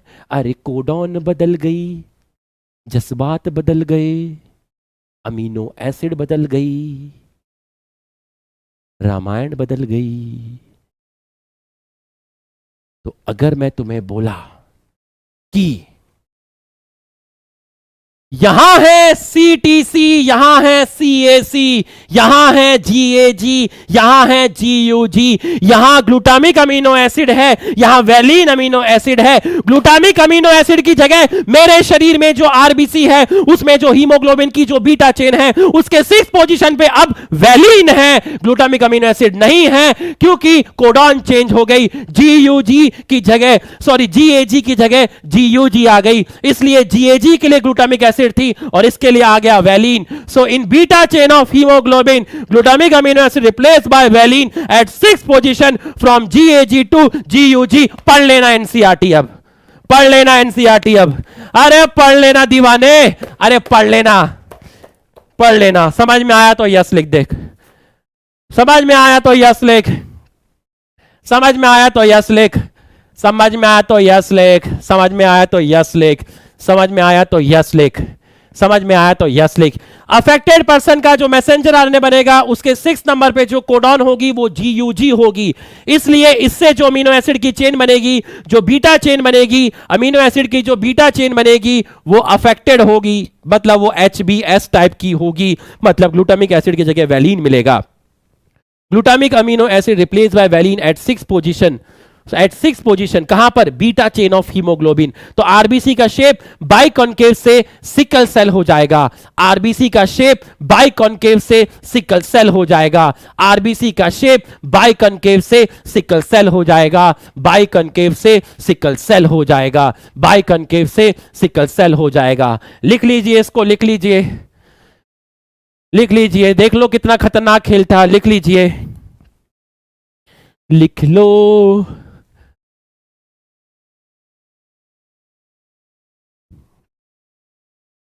जब मैं आपको मॉलिक्यूलर बेसिस पढ़ा दूंगा ना, कसम से कह रहा बाबा, आई शपथ, एकदम बराबर बोला ना बाबा, इसको देखने का भी जरूरत नहीं पड़ेगा। एक बार जब तुम मॉलिक्यूलर बेसिस ऑफ इनहेरिटेंस पढ़े ना तो इसको देखना नहीं मांगता है, ये इजी लगेगा बाबा। अभी थोड़ा सा तुमको लगा होगा कि भाई यहाँ पे तो कुछ चल रहा है, लेकिन मॉलिक्यूलर बेसिस ऑफ इनहेरिटेंस पढ़ने के बाद एकदम मजे से चौड़े होकर बैठने का बाबा, इसको पढ़ना नहीं मांगता है, समझ जाना। अभी तुमको डीएनए का स्ट्रक्चर नहीं मालूम, 15-20 मिनट तो मेरे को तुम्हें डीएनए के स्ट्रक्चर में लाने में लगा, बरोबर बोला ना, तो इसलिए तुमको यहाँ पे टाइम लगा, बट तुमको फिर भी खोपड़े में घुसा ना, मॉलिक्यूलर बेसिस ऑफ इनहेरिटेंस पढ़ लोगे तो ये तो फिर ऐसा लगेगा जैसे कि तुम अलीबाग से आए बाबा। चलो भाई जल्दी से लिख लो, जल्दी से लिख लो, जल्दी से लिख लो, लिख लो फटाफट, जल्दी से लिख लो।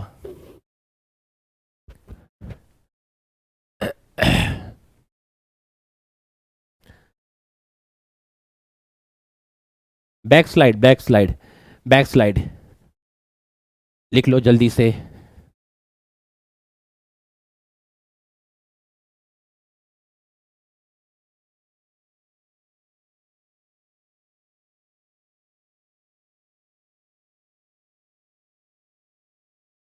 हाँ नॉन सेंस म्यूटेशन आएगा, आएगा, अभी यहां नहीं बताऊंगा, मॉलिक्यूलर बेसिस में बताऊंगा। देख देख बेटा, मॉलिक्यूलर बेसिस में जा, मॉलिक्यूलर बेसिस में समझाया, वहां पे बताऊंगा, वहां पे भी म्यूटेशन पढ़ाना है, वहां पे भी म्यूटेशन पढ़ाना है, मॉलिक्यूलर बेसिस में जा। डिन डिन डिन, ये देख यहां पे हेड डाली हुई है, molecular basis, mutation and genetic code, mutation and genetic code यहां पे बताऊंगा। इसको नॉन सेंस म्यूटेशन नहीं बोलते, इसको मिस सेंस म्यूटेशन बोलते हैं। अभी नहीं बताऊंगा, बाद में बताऊंगा। ये देख मॉलिक्यूलर बेसिस ऑफ इनहेरिटेंस में हेडिंग है म्यूटेशन एंड जेनेटिक कोड, यहां पर म्यूटेशन फिर से पढ़ाई जाएगी, यहां पे भी पढ़ाई जाएगी, आधी म्यूटेशन यहां पढ़ाई जाती है, तो तब बताऊंगा। इसको मिस सेंस म्यूटेशन बोलते हैं। मिस सेंस क्यों बोलते हैं? क्योंकि सेंस बदल गया, पहले प्रोटीन जो बन रहा था वो अलग बन रहा है, अब जो प्रोटीन बनेगा वो अलग बनेगा, सेंस बदल गया, सेंस मिस सेंस हो गया, मिस सेंस हो गया, सेंस बदल गया। पहले ग्लूटामिक अमीनो एसिड वाला चेन बन रहा था, अब वैलिन अमीनो एसिड वाला चेन बनेगा।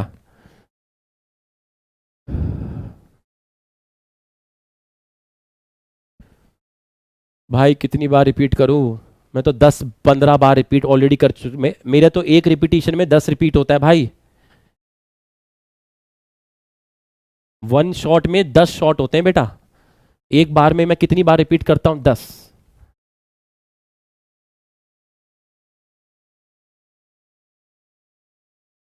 बैकलॉग बेटा बैकलॉग मत होने तो पढ़ाई करो।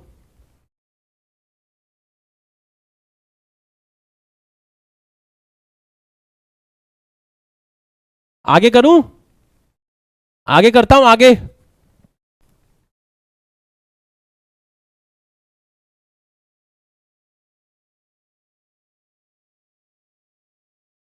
सरप्राइज क्या है? अरे, अरे दे देंगे सरप्राइज भी।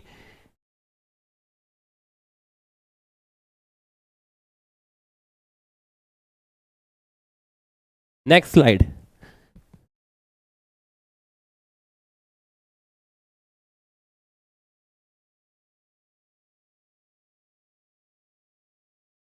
सरप्राइज ये है, तुम मेरे सब छोटे भाई बहन हो।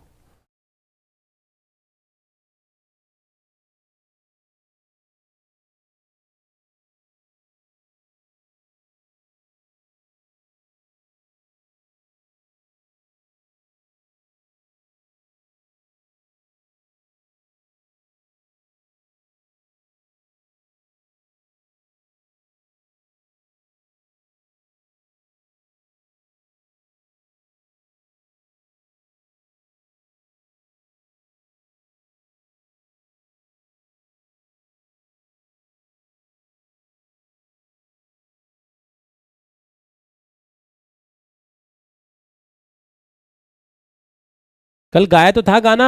अरे नशेड़, कल गाना गाया था, इतना प्यारा गाना गाया था कल।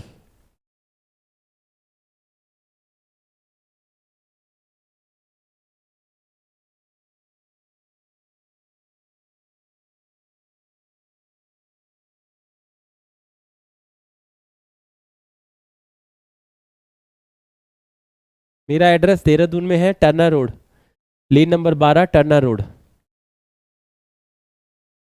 बस अगर तू यहां तक आ जाएगा तो फिर तेरे को मेरा घर मिल जाएगा।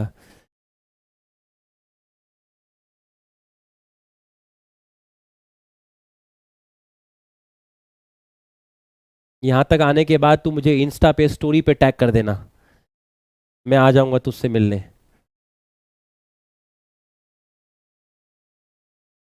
जल्दी लिख लो, जल्दी लिख लो रे।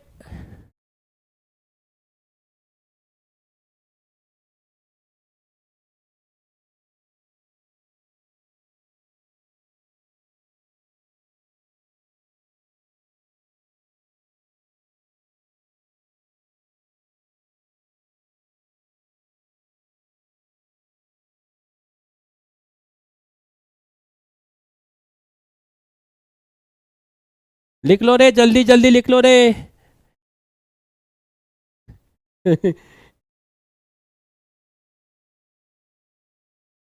हैंडसम कहाँ है? अब तो उम्र, उम्र है गई अब तो, 36 साल हो गए, 36।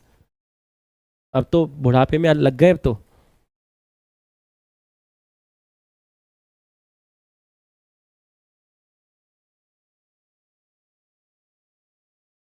Done done done done done done done done done.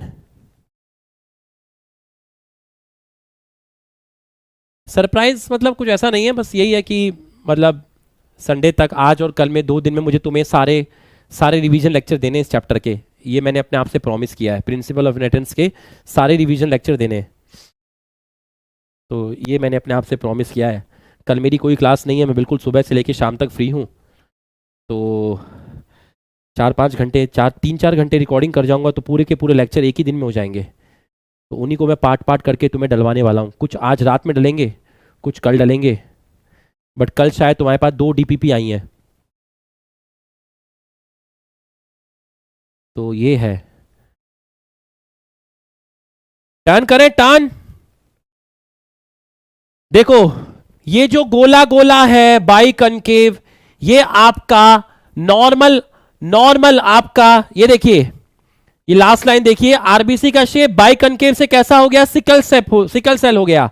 तो ये आपका नॉर्मल आरबीसी है, ये आपका सिकल शेप है।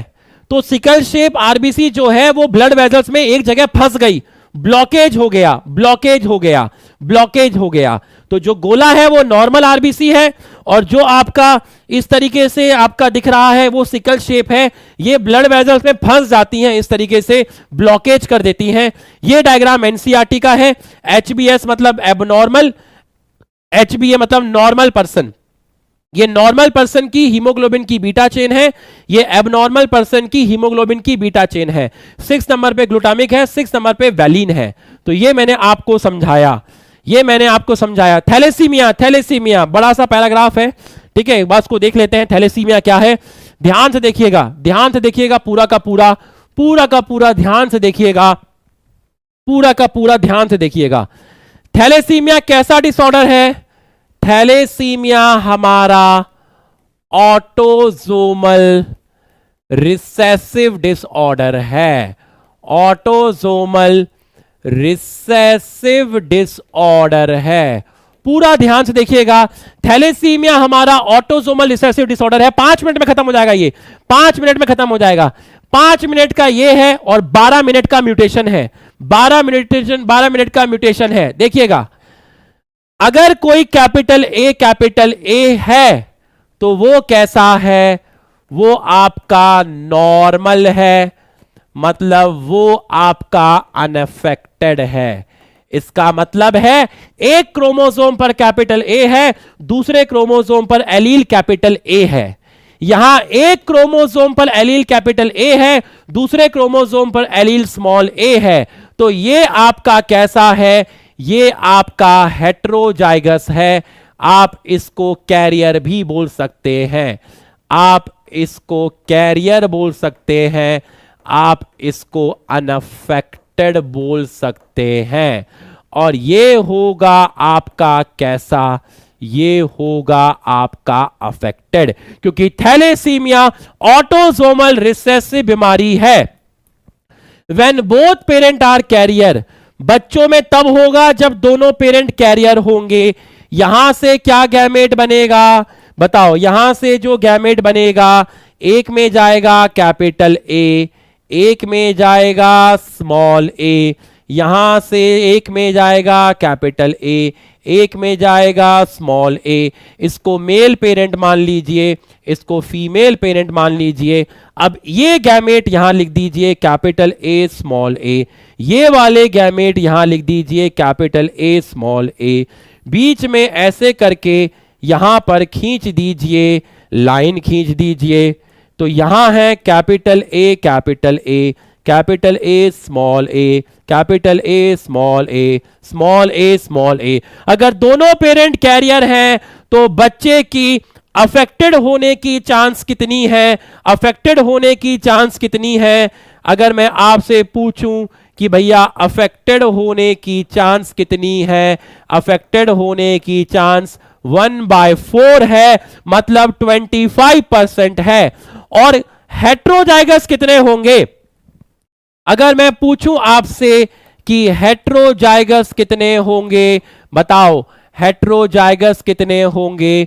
2/4 इंटू 100, 2/4, 2 1 2, 2 2, 1/4 मतलब 50%। हेट्रोजाइगस 50% होंगे, हेट्रोजाइगस आपके 50% होंगे और अफेक्टेड आपके 25% होंगे। अब ध्यान से समझना, 2 टाइप के थैलेसीमिया हैं, एक अल्फा थैलेसीमिया है, एक बीटा थैलेसीमिया है। मैंने आपको बताया था जो थैलेसीमिया होता है उसके अंदर हीमोग्लोबिन की वही चेन नहीं बनती, तो decrease in synthesis of alpha chain, तो हीमोग्लोबिन में अल्फा चेन की सिंथेसिस नहीं होगी। तो किसकी सिंथेसिस होगी? Increase in synthesis of beta chain. तो यहां हीमोग्लोबिन में अल्फा चेन नहीं मिलेगी, यहां हीमोग्लोबिन में बीटा चेन मिलेगी। अब समझिएगा, ये मेरे शरीर में क्रोमोसोम नंबर है 16। मेरे शरीर के अंदर क्रोमोसोम नंबर कौन सा है? 16। हमको मालूम है, हमको मालूम है इश्क मासूम है, दिल से हो जाती है गलतियां। आजा बेटा, गलती नहीं करनी। ये मेरे शरीर का 16वें नंबर का क्रोमोसोम है। एक क्रोमोसोम में, एक पेयर में 2 क्रोमोसोम होते हैं, एक मम्मी का, एक पापा का। ये मेरे शरीर में 16th नंबर का क्रोमोसोमल पेयर है। इस पेयर में 2 क्रोमोसोम है। इस क्रोमोसोम पर ये वाले जीन का नाम है HbA1, ये वाले जीन का नाम है HbA2। ये मेरे शरीर का 16वें नंबर का क्रोमोसोम है। ये मेरे शरीर का 16वें नंबर का क्रोमोसोम है। तो 16वें नंबर पर क्रोमोसोम पेयर में होंगे, होमोलोगस होंगे, एक पेयर में 2 क्रोमोसोम होंगे। तो अगर यहां HbA1 जीन है तो ये जीन भी HbA1 होगा। अगर ये जीन HbA2 है तो ये जीन भी HbA2 है, क्योंकि आपको मालूम है कि एक जीन की 2 एलील होते हैं। एक जीन है HbA1, उसकी एक फॉर्म यहां है, उसकी दूसरी फॉर्म यहां है। एक जीन है HbA2, उसकी एक फॉर्म यहां है, दूसरी फॉर्म यहां है। तो मेरे शरीर में 16 नंबर का क्रोमोसोमल पेयर है जिसपे 2 डिफरेंट जीन दिखाए हैं, HbA1, HbA2। HbA1 की एक फॉर्म ये है, HbA1 की एक फॉर्म ये है, HbA2 की एक फॉर्म, HbA2 की एक फॉर्म ये है, एक फॉर्म ये है, HbA1 की एक फॉर्म ये है, एक फॉर्म ये है। तो मैं कह सकता हूं कि मेरे पास टोटल 4 एलील हो चुके हैं। तो अब अगर मैं आपको बोलता हूं अल्फा थैलेसीमिया में म्यूटेशन होगा, म्यूटेशन में कैसा होगा? डिलीशन होगा। ये क्रोमोसोम की लॉन्ग आर्म है, ये क्रोमोसोम की लॉन्ग आर्म है, ये क्रोमोसोम की शॉर्ट आर्म है, ये क्रोमोसोम की शॉर्ट आर्म है। तो डिलीशन में क्या होता है देखिए, डिलीशन में क्या होता है देखिए, डिलीशन के अंदर क्या हुआ देखिए, डिलीशन के अंदर आपका क्या हुआ देखिए, डिलीशन के अंदर आपका क्या हुआ देखिए, आधा क्रोमोसोम गायब हो गया। देखिए यहां सिर्फ कौन सी फॉर्म बची? यहां बची आपकी HbA2 फॉर्म। कौन सी फॉर्म गायब हो गई? कौन सी फॉर्म गायब हो गई? कौन सी फॉर्म गायब हो गई? ओ, ये तो पूरा ही गायब हो गया, ये तो पूरा ही गायब हो गया। देखिए कौन सी फॉर्म गायब हो गई, ध्यान से देखिएगा, ध्यान से देखिएगा, कौन सी फॉर्म गायब हो गई? कौन सी फॉर्म गायब हो गई? बताओ जरा, कौन सी फॉर्म गायब हो गई? दोनों गायब हो सकते हैं, HbA1 भी गायब हो सकता है, HbA2 भी गायब हो सकता है। मैंने एक गायब किया और दूसरे को बचा के रखा, मैंने एक गायब किया और दूसरे को बचा के रखा। मतलब कहने का मतलब यह है कि मेरी मुंडी गायब हो गई, मतलब क्रोमोसोम का कुछ सेगमेंट टूट गया, क्रोमोसोम का कुछ सेगमेंट म्यूटेशन की वजह से टूट गया, ऊपर का HbA1 गायब हो गया। HbA1 भी गायब हो सकता है, HbA2 भी गायब हो सकता है, HbA1 भी हो सकता है, HbA2 भी हो सकता है, दोनों भी गायब हो सकते हैं, दोनों भी गायब हो सकते हैं। तो इसको बोलते हैं डिलीशन। डिलीशन किस आर्म से हुआ बताओ? लॉन्ग आर्म से हुआ या शॉर्ट आर्म से हुआ? बताओ, मुंडी कहां की टूटी? लॉन्ग आर्म की टूटी या शॉर्ट आर्म की टूटी? डिलीशन गायब कहां से हुआ? क्रोमोसोम की कौन सी आर्म गायब हुई? लॉन्ग आर्म गायब हुई या शॉर्ट आर्म गायब हुई? तो ये HbA1 गया या HbA2 गया या दोनों भी जा सकते हैं, इसको बोलते हैं डिलीशन। तो क्रोमोसोम नंबर 16 पे जो 2 क्रोमोसोम मिलते हैं उनमें 2 जीन हैं, HbA1, HbA2, और हर जीन की 2 फॉर्म है, एक फॉर्म इस क्रोमोसोम पर, दूसरी फॉर्म इस पर, एक फॉर्म इस पर, एक फॉर्म इस पर। तो म्यूटेशन में कौन सी हुई? म्यूटेशन का टाइप डिलीशन हुई, जिसके अंदर शॉर्ट आर्म से इन जीन का लॉस हो गया, इसको बोलते हैं अल्फा थैलेसीमिया। समझ में आया तो यस लिख, समझ में आया तो यस लिख। इसके अंदर क्या होगा? इसके अंदर क्या होगा ये भी देख ले। इसके अंदर क्या होगा? इसमें जो जीन है वो HBB जीन है, ये जीन HBB जीन है। यहां 2 जीन थे, यहां एक ही जीन है। यहां 2 जीन थे, HbA1, HbA2, यहां एक ही जीन है HBB। इस जीन की एक कॉपी यहां पर है, इस जीन की एक कॉपी आपकी यहां पर है। तो इसमें क्या हुआ? इसके अंदर वो जो एक जीन था वो गायब हो जाए या दोनों ही गायब हो जाए। शॉर्ट आर्म से एक गायब हो जाए या दोनों ही गायब हो जाए। यहां से ऊपर का कट गया, यहां से ऊपर का कट हो गया, ये आपका इतना गायब हो गया, इतना आपका ऊपर से गायब हो गया, डिलीट हो गया, इतना टूट गया, डिलीट हो गया, गायब हो गया। तो HBB जीन गायब हो गया। यहां पर HbA1 गायब होगा या HbA2 गायब होगा या दोनों भी गायब हो सकते हैं। यहां पर HBB जीन गायब हो गया, डिलीशन हो गया। इसको बोलते हैं बीटा थैलेसीमिया। ये है एनसीईआरटी के पैराग्राफ में, ये है एनसीईआरटी के पैराग्राफ में जो बड़ा सा पैराग्राफ है। यहां पर क्रोमोसोम नंबर 16 है और यहां पर क्रोमोसोम नंबर 11 है। ये क्रोमोसोम नंबर 16 है। अल्फा थैलेसीमिया जो होता है वो 16वें क्रोमोसोम पर है, बीटा थैलेसीमिया आपका 11वें क्रोमोसोम पर है। तो एक आपका 16वें पे है और दूसरा आपका 11वें पे है। ठीक है, एक आपका 16वें पे है, एक आपका 11वें पे है। ये 16 पे है, ये 11वें पे है। ये देखिए 16 पे, देखिए 16 पे, देखिए अल्फा ग्लोबिन जीन। ये देखिए 1 2 HbA1 HbA2 HbA1 HbA2 HBB। यहां पे लिख देता हूं, ये है आपका, ये है आपका, ये है आपका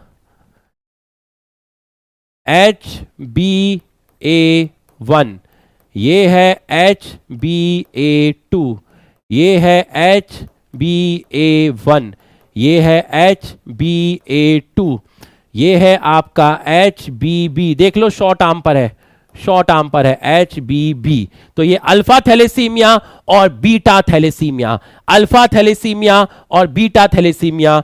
लिख लीजिए इसको, फटाफट लिख लीजिए इसको, फटाफट लिख लीजिए इसको ये है बेटा, नया वाला एनसीईआरटी में है, नए वाले एनसीईआरटी में है और पुराने वाले में समरी में है, पुराने वाले में समरी में है।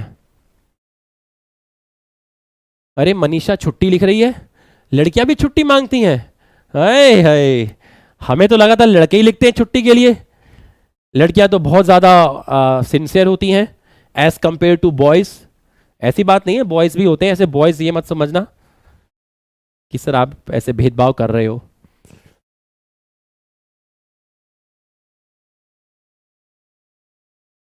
नेक्स्ट क्लास कितने बजे से है तुम्हारी? नेक्स्ट क्लास कितने बजे से है? नेक्स्ट क्लास कितने बजे से है?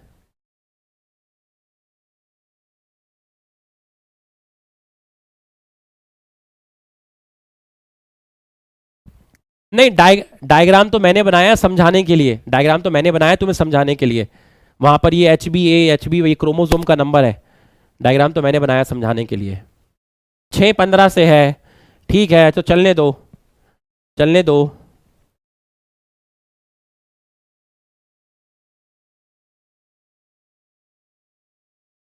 5:55 तक लेने दो, म्यूटेशन खत्म हो जाएगा।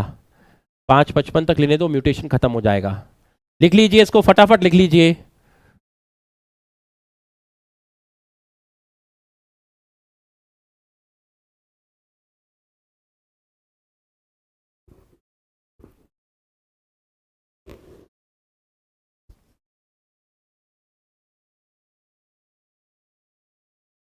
थर्सडे को जल्दी छोड़ दूंगा, थर्सडे को जल्दी छोड़ दूंगा।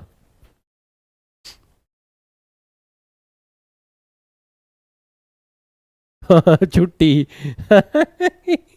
That's not fair, oh god, that's not fair, oh my God.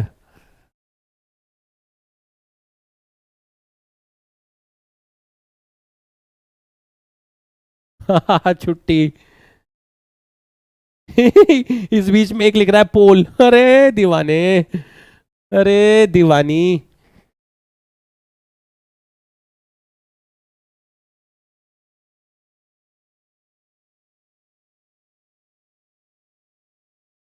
जो जो चाहते हैं क्लास कंटिन्यू रखें 5:55 तक, म्यूटेशन खत्म हो जाएगा। वो दिल बना दो, तुम्हारे दिल से पता चलेगा कि मुझे क्लास कंटिन्यू करनी है नहीं करनी। अगर दिल कम बनेंगे तो फिर मैं क्लास एंड कर दूंगा। अब आप खुद देख सोचिए, आप अपना नुकसान करना चाहते हैं, फायदा करना चाहते हैं, आपके पास यही साल है, फिर आपको नीट देना है। दिल बना दीजिए, बता दीजिए, सिंबल दे दीजिए। इतनी जान लगा के मैंने आपको कॉन्सेप्ट दिया है, इतनी जान लगाई है आपके लिए, 8-8 बार 10-10 बार रिपीट किया है। तो at least I deserve one heart from you guys. अरे दीवाने, गजब गजब, बहुत बढ़िया। बैठे हैं, मतलब काफी लोग बैठे हैं हमें सपोर्ट करने वाले। बहुत बढ़िया। अब यार, अगर मैंने क्लास 5:55 से पहले छोड़ी तो यार इतने लोगों का दिल टूट जाएगा, है ना। तो इतने लोगों का दिल हम नहीं तोड़ेंगे, चाहे भले ही मनीषा का दिल टूट जाए, है ना। तो हम इतने लोगों का दिल नहीं तोड़ेंगे। इसमें मेरे छोटे भाई बहन हैं। मनीषा को छुट्टी चाहिए थी। शाबाश, बहुत बढ़िया, ऐसे सपोर्ट किया करो। बहुत बढ़िया, शाबाश। तो मैंने आपको यह बताया कि मेरे शरीर में क्रोमोसोम नंबर जो 16 है, 16 है, उसमें यहां पर HbA1 की जीन की एक फॉर्म है, उसकी दूसरी फॉर्म यहां है। यहां HbA2 जीन की एक फॉर्म है, दूसरी फॉर्म यहां है। तो म्यूटेशन में क्या होगा, क्रोमोसोम का सेगमेंट टूट जाएगा। अगर टूटेगा, कौन सा टूटेगा, लंबा वाला टूटेगा या छोटा वाला टूटेगा? छोटा वाला टूटा, इसको मैंने बोला डिलीशन। तो ये ऊपर की एक एक फॉर्म आपकी चली गई, HbA1 फॉर्म गायब हो गई। ये अल्फा थैलेसीमिया में होता है। बीटा थैलेसीमिया में दो जीन नहीं है, मतलब एक जीन की एक फॉर्म HBB है और इसकी दूसरी फॉर्म HBB है। ये दोनों यहां से गायब हो गई, डिलीशन हो गया। तो डिलीशन एक टाइप है किसका, म्यूटेशन का टाइप है। ये अल्फा थैलेसीमिया, ये बीटा थैलेसीमिया, ये 11वें क्रोमोसोम पे होता है, ये 16वें क्रोमोसोम पे होता है। सो formation of abnormal haemoglobin which damage RBC membrane. तो यहां पर आपका एबनॉर्मल हीमोग्लोबिन फॉर्म्ड हुआ है। एबनॉर्मल हीमोग्लोबिन का मतलब यह हुआ, अल्फा थैलेसीमिया में जो हीमोग्लोबिन है उसमें अल्फा चेन नहीं है, उसमें बीटा चेन है। और जो बीटा थैलेसीमिया में हीमोग्लोबिन है उसमें बीटा चेन नहीं है, उसमें अल्फा चेन है। विच डैमेज आरबीसी मेम्ब्रेन कॉल्ड, इसी को आप बोल रहे हैं अनीमिया। इसको आप बोल रहे हैं अनीमिया। इसको आप बोल रहे हैं अनीमिया। तो ये जो एबनॉर्मल हीमोग्लोबिन है ये आरबीसी की मेम्ब्रेन को डैमेज करेगा। ये जो एबनॉर्मल हीमोग्लोबिन है ये आरबीसी की मेम्ब्रेन को डैमेज करेगा। तो अगर मैं कहता हूं इनकरेक्ट हीमोग्लोबिन, तो आप बोलेंगे इनकरेक्ट हीमोग्लोबिन मतलब sickle cell anaemia. Sickle cell anaemia. अगर मैं कहता हूं डिक्रीज, मतलब हीमोग्लोबिन कम बना है, हीमोग्लोबिन कम बना है, हीमोग्लोबिन कम बना है, तो आप इसको बोलेंगे थैलेसीमिया। आप इसको बोलेंगे थैलेसीमिया। हीमोग्लोबिन में चेन्स कम बनी है, डिक्रीज, और few globulin chains, few globulin chain present या डिक्रीज चेन, ग्लोबुलिन की चेन कम बनी, थैलेसीमिया। हीमोग्लोबिन बना बट वो डिफेक्टिव बना, सिकल सेल अनीमिया। और थैलेसीमिया को आपने बोला था क्वांटिटेटिव। जब हीमोग्लोबिन की चेन कम बने तो क्वांटिटेटिव, जब डिफेक्टिव हीमोग्लोबिन बने, मतलब हीमोग्लोबिन की चेन नॉर्मल है बट वो डिफेक्टिव है, ठीक है, तो इसको बोलते हैं क्वालिटेटिव। इसको बोलते हैं क्वालिटेटिव। तो आपको ये दोनों चीजें समझ में आ गई होंगी। इसको आप फटाफट इसको भी लिख लीजिए, इसको फटाफट आप लिख लीजिए, इसको फटाफट आप लिख लीजिए, इसको आप फटाफट लिख लीजिए, इसको आप फटाफट लिख लीजिए, 1 मिनट के अंदर फटाफट लिख लीजिए। बेटा बस 10 मिनट में छोड़ दूंगा, है ना, परेशान नहीं होना, नाराज मत होना यार। अगर 10 मिनट नहीं बैठना है तो कोई बात नहीं, चले जाना, बट गाली नहीं देना यार, है ना, गलत नहीं बोलना, बस नाराज हो जाना, ठीक है, मुंह बना लेना, चले जाना, ठीक है, लैपटॉप ऑफ कर देना, बट गलत नहीं बोलना।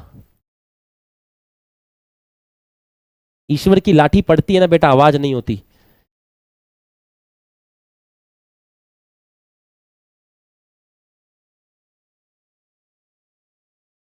इसको भी लिख लीजिए, फटाफट लिख लीजिए, फटाफट लिख लीजिए।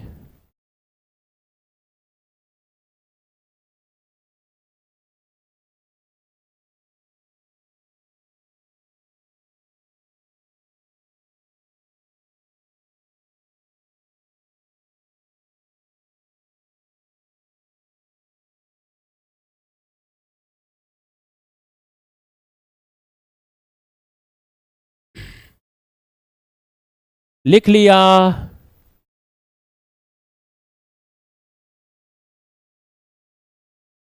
लिख लिया?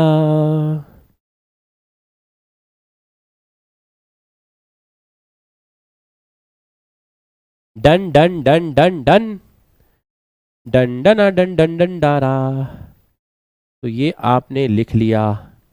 Mutation mutation mutation mutation mutation mutation का एक टाइप होता है। म्यूटेशन के 3 टाइप हैं। पहले मैं बताऊंगा म्यूटेशन की डेफिनेशन क्या है, फिर मैं बताऊंगा टाइप ऑफ म्यूटेशन क्या है। म्यूटेशन का पहला टाइप है जीन म्यूटेशन, दूसरा टाइप है जीनोमेटिक म्यूटेशन और तीसरा टाइप है क्रोमोसोमल एब्रिएशन। अगर हमारे शरीर में क्रोमोसोम का नंबर चेंज हो जाए, हमारे शरीर में क्रोमोसोम के नंबर चेंज हो जाएं, मेरे शरीर में 46 की जगह 47 क्रोमोसोम आ जाए, क्लिनफेल्टर सिंड्रोम हो जाए, डाउन सिंड्रोम हो जाए या फिर टर्नर सिंड्रोम हो जाए, 45 क्रोमोसोम हो जाए, हमारे शरीर में अगर क्रोमोसोम के नंबर में चेंज आए तो ऐसी म्यूटेशन को बोलते हैं जीनोमेटिक म्यूटेशन, जिसमें टाइप है पहला एन्यूप्लॉइडी। एन्यूप्लॉइडी में हाइपोप्लॉइडी, हाइपरप्लॉइडी, हाइपो में मोनोसोमी, नल्लीसोमी, हाइपर में ट्राइसोमी, टेट्रासोमी, यूप्लॉइडी में हेप्लॉइडी और पॉलीप्लॉइडी। अगर ये टाइप समझ में आया तो यस लिख, अरे तुम्हें पता भी नहीं चलेगा म्यूटेशन तुम पढ़ चुके हो।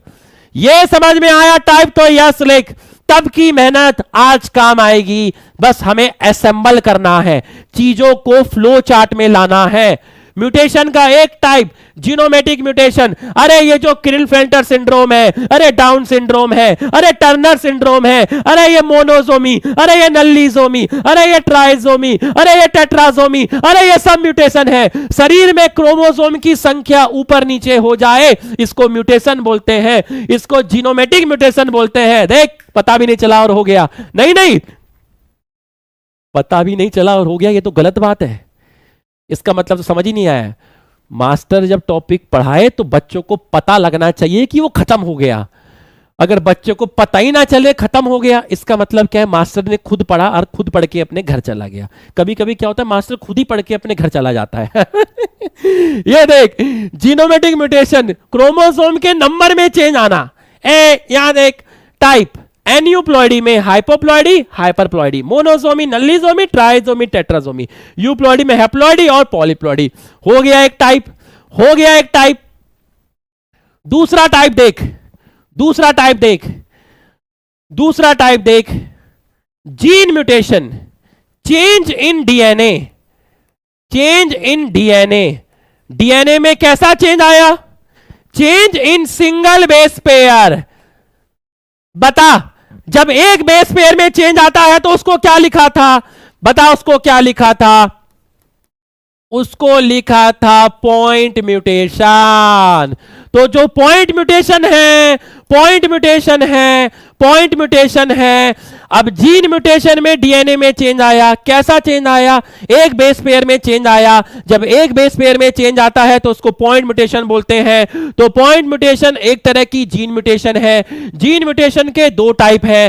पहला है फ्रेम शिफ्ट म्यूटेशन, इसके भी 2 टाइप है, डिलीशन और एडिशन, जो हम पढ़ेंगे मॉलिक्यूलर बेसिस ऑफ इनहेरिटेंस में। तो यहां इसके बारे में कुछ नहीं पढ़ना। दूसरा टाइप है सब्स्टिट्यूशन। सब्स्टिट्यूशन में एक हमने पढ़ लिया ट्रांसवर्जन, और ट्रांसवर्जन का एग्जाम्पल है sickle cell anaemia, sickle cell anaemia. और ये दोनों म्यूटेशन, ट्रांसवर्जन, ट्रांजिशन, दोबारा से पढ़ाई जाएगी मॉलिक्यूलर बेसिस ऑफ इनहेरिटेंस में, क्योंकि mutation topic molecular basis of inheritance में भी दिया है। तो जीन म्यूटेशन में डीएनए में चेंज आया, कैसा चेंज आया? एक बेस पेयर में चेंज आया। और जब एक बेस पेयर में चेंज आता है तो उसको आप पॉइंट म्यूटेशन बोलते हैं। जब एक बेस पेयर में चेंज आता है तो आप उसको पॉइंट म्यूटेशन बोलते हैं।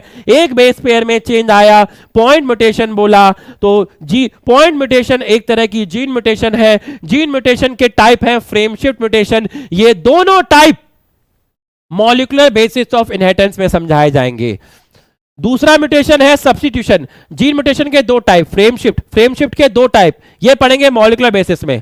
दूसरा है सब्स्टिट्यूशन म्यूटेशन, इसके भी 2 टाइप, ट्रांसवर्जन और ट्रांजिशन। ट्रांसवर्जन मैंने आपको बता दिया, सिकल सेल एनीमिया जो आपको बताया था, ये भी मॉलिक्यूलर बेसिस ऑफ इनहेरिटेंस में पढ़ेंगे। यहां तक समझ में आया?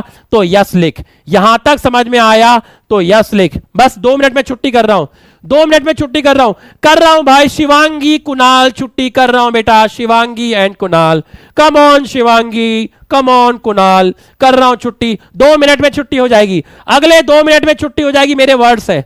घड़ी देख, घड़ी देख, 160 सेकंड के अंदर छुट्टी कर दूंगा भाई। ये जनता बहुत खतरनाक है, ये मेरे को मार डालेगी, मैं इधर नहीं बचूंगा, ये मार डालेंगे मुझे। नेक्स्ट क्लास में मैं आपको क्या पढ़ाऊंगा, नेक्स्ट क्लास में मैं आपको क्या पढ़ाऊंगा, देखिए नेक्स्ट क्लास में मैं आपको पढ़ाऊंगा म्यूटेशन का तीसरा टाइप, क्रोमोसोमल एब्रिएशन। नेक्स्ट क्लास में बताऊंगा चेंज इन स्ट्रक्चर। अगर क्रोमोसोम के स्ट्रक्चर में चेंज आए but not change in chromosome number, next class में बताऊंगा, but not change in chromosome number. Chromosome के नंबर में चेंज नहीं, क्रोमोसोम के नंबर में चेंज नहीं आएगा, क्रोमोसोम के स्ट्रक्चर में चेंज आएगा। इसको बोलते हैं क्रोमोसोमल एब्रिएशन। और ये एनसीईआरटी में दिया हुआ है, इसी चैप्टर में, डिलीशन और डुप्लीकेशन। ये एनसीईआरटी के अंदर दिया हुआ है, डिलीशन और डुप्लीकेशन। इसी को आप इंसर्शन भी बोलते हैं, इसी को इंसर्शन भी बोलते हैं। तो म्यूटेशन के कितने टाइप हैं? पहला टाइप है जीन म्यूटेशन, ये रहा जीन म्यूटेशन। दूसरा है जीनोमेटिक म्यूटेशन, जिसमें क्रोमोसोम के नंबर में चेंज आएगा। और तीसरा टाइप है क्रोमोसोमल एब्रिएशन, क्रोमोसोम के स्ट्रक्चर में चेंज आएगा। तो बस ये आपका 5 मिनट का रह गया है, बट हम इसे नेक्स्ट क्लास में करेंगे, क्योंकि जनता बहुत खतरनाक है, ये एग्रेसिव हो जाएगी, ये छोड़ेगी नहीं फिर, है ना। अगर आपको आज की क्लास अच्छी लगी, आपको ये नेक्स्ट क्लास में बताऊंगा। अभी बेचारे बच्चे, छोटे नन्हे बच्चे, छोटे बच्चे भगवान का रूप है तो मेरे छोटे भाई बहन ही ना। अगर मुझे गलत बोलेंगे तो क्या मैं उनको ब्लेसिंग नहीं दूंगा? भाई सबका सिलेक्शन हो, जिसको मैंने कहा था ना हो उसका भी सिलेक्शन हो, वो भी किसी का बेटा है, उसका भी सिलेक्शन हो, भगवान उसको भी मेडिकल कॉलेज में भेज दे। मैं अपने शब्द वापस लेता हूं, गलती से फ्रस्ट्रेशन में निकल गए थे। इतना गुस्सा दिलाओगे तो यार क्या करेगा मास्टर, यार तुम ही तो बताओ। मैं भी तो आदमी हूं यार, मैं भी तो क्या करूं यार, इतना मतलब सिर में दर्द हो जाता है यार। तो हमने शब्द वापस लेता हूं। गॉड ब्लेस यू, खुश रहे बेटा, तेरे को मेडिकल कॉलेज मिले। दिल बना दो अगर आज की क्लास तुम्हें अच्छी लगी। ये सब नेक्स्ट क्लास में बता दूंगा, नेक्स्ट क्लास में बता दूंगा। निकल जाओ यहां से, चले जाओ। डेफिनेशन नेक्स्ट क्लास में बता दूंगा, डेफिनेशन नेक्स्ट क्लास में बता दूंगा, डेफिनेशन नेक्स्ट क्लास में बता दूंगा, और ये सब भी नेक्स्ट क्लास में बता दूंगा। 10 मिनट में म्यूटेशन खत्म हो जाएगा।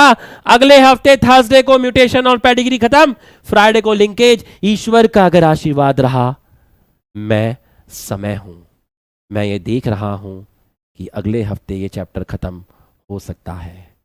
ख्याल रखना, मस्त होके बैठना। म्यूटेशन कल के टेस्ट में नहीं आएगा, पेडिग्री कल के टेस्ट में नहीं आएगा, जितना कल की क्लास में पढ़ा था उतना ही आएगा। मस्त होके बैठना, चौड़े होके बैठना, स्ट्रेस फ्री होके बैठना, क्योंकि भाई नेक्स्ट वीक आएगा।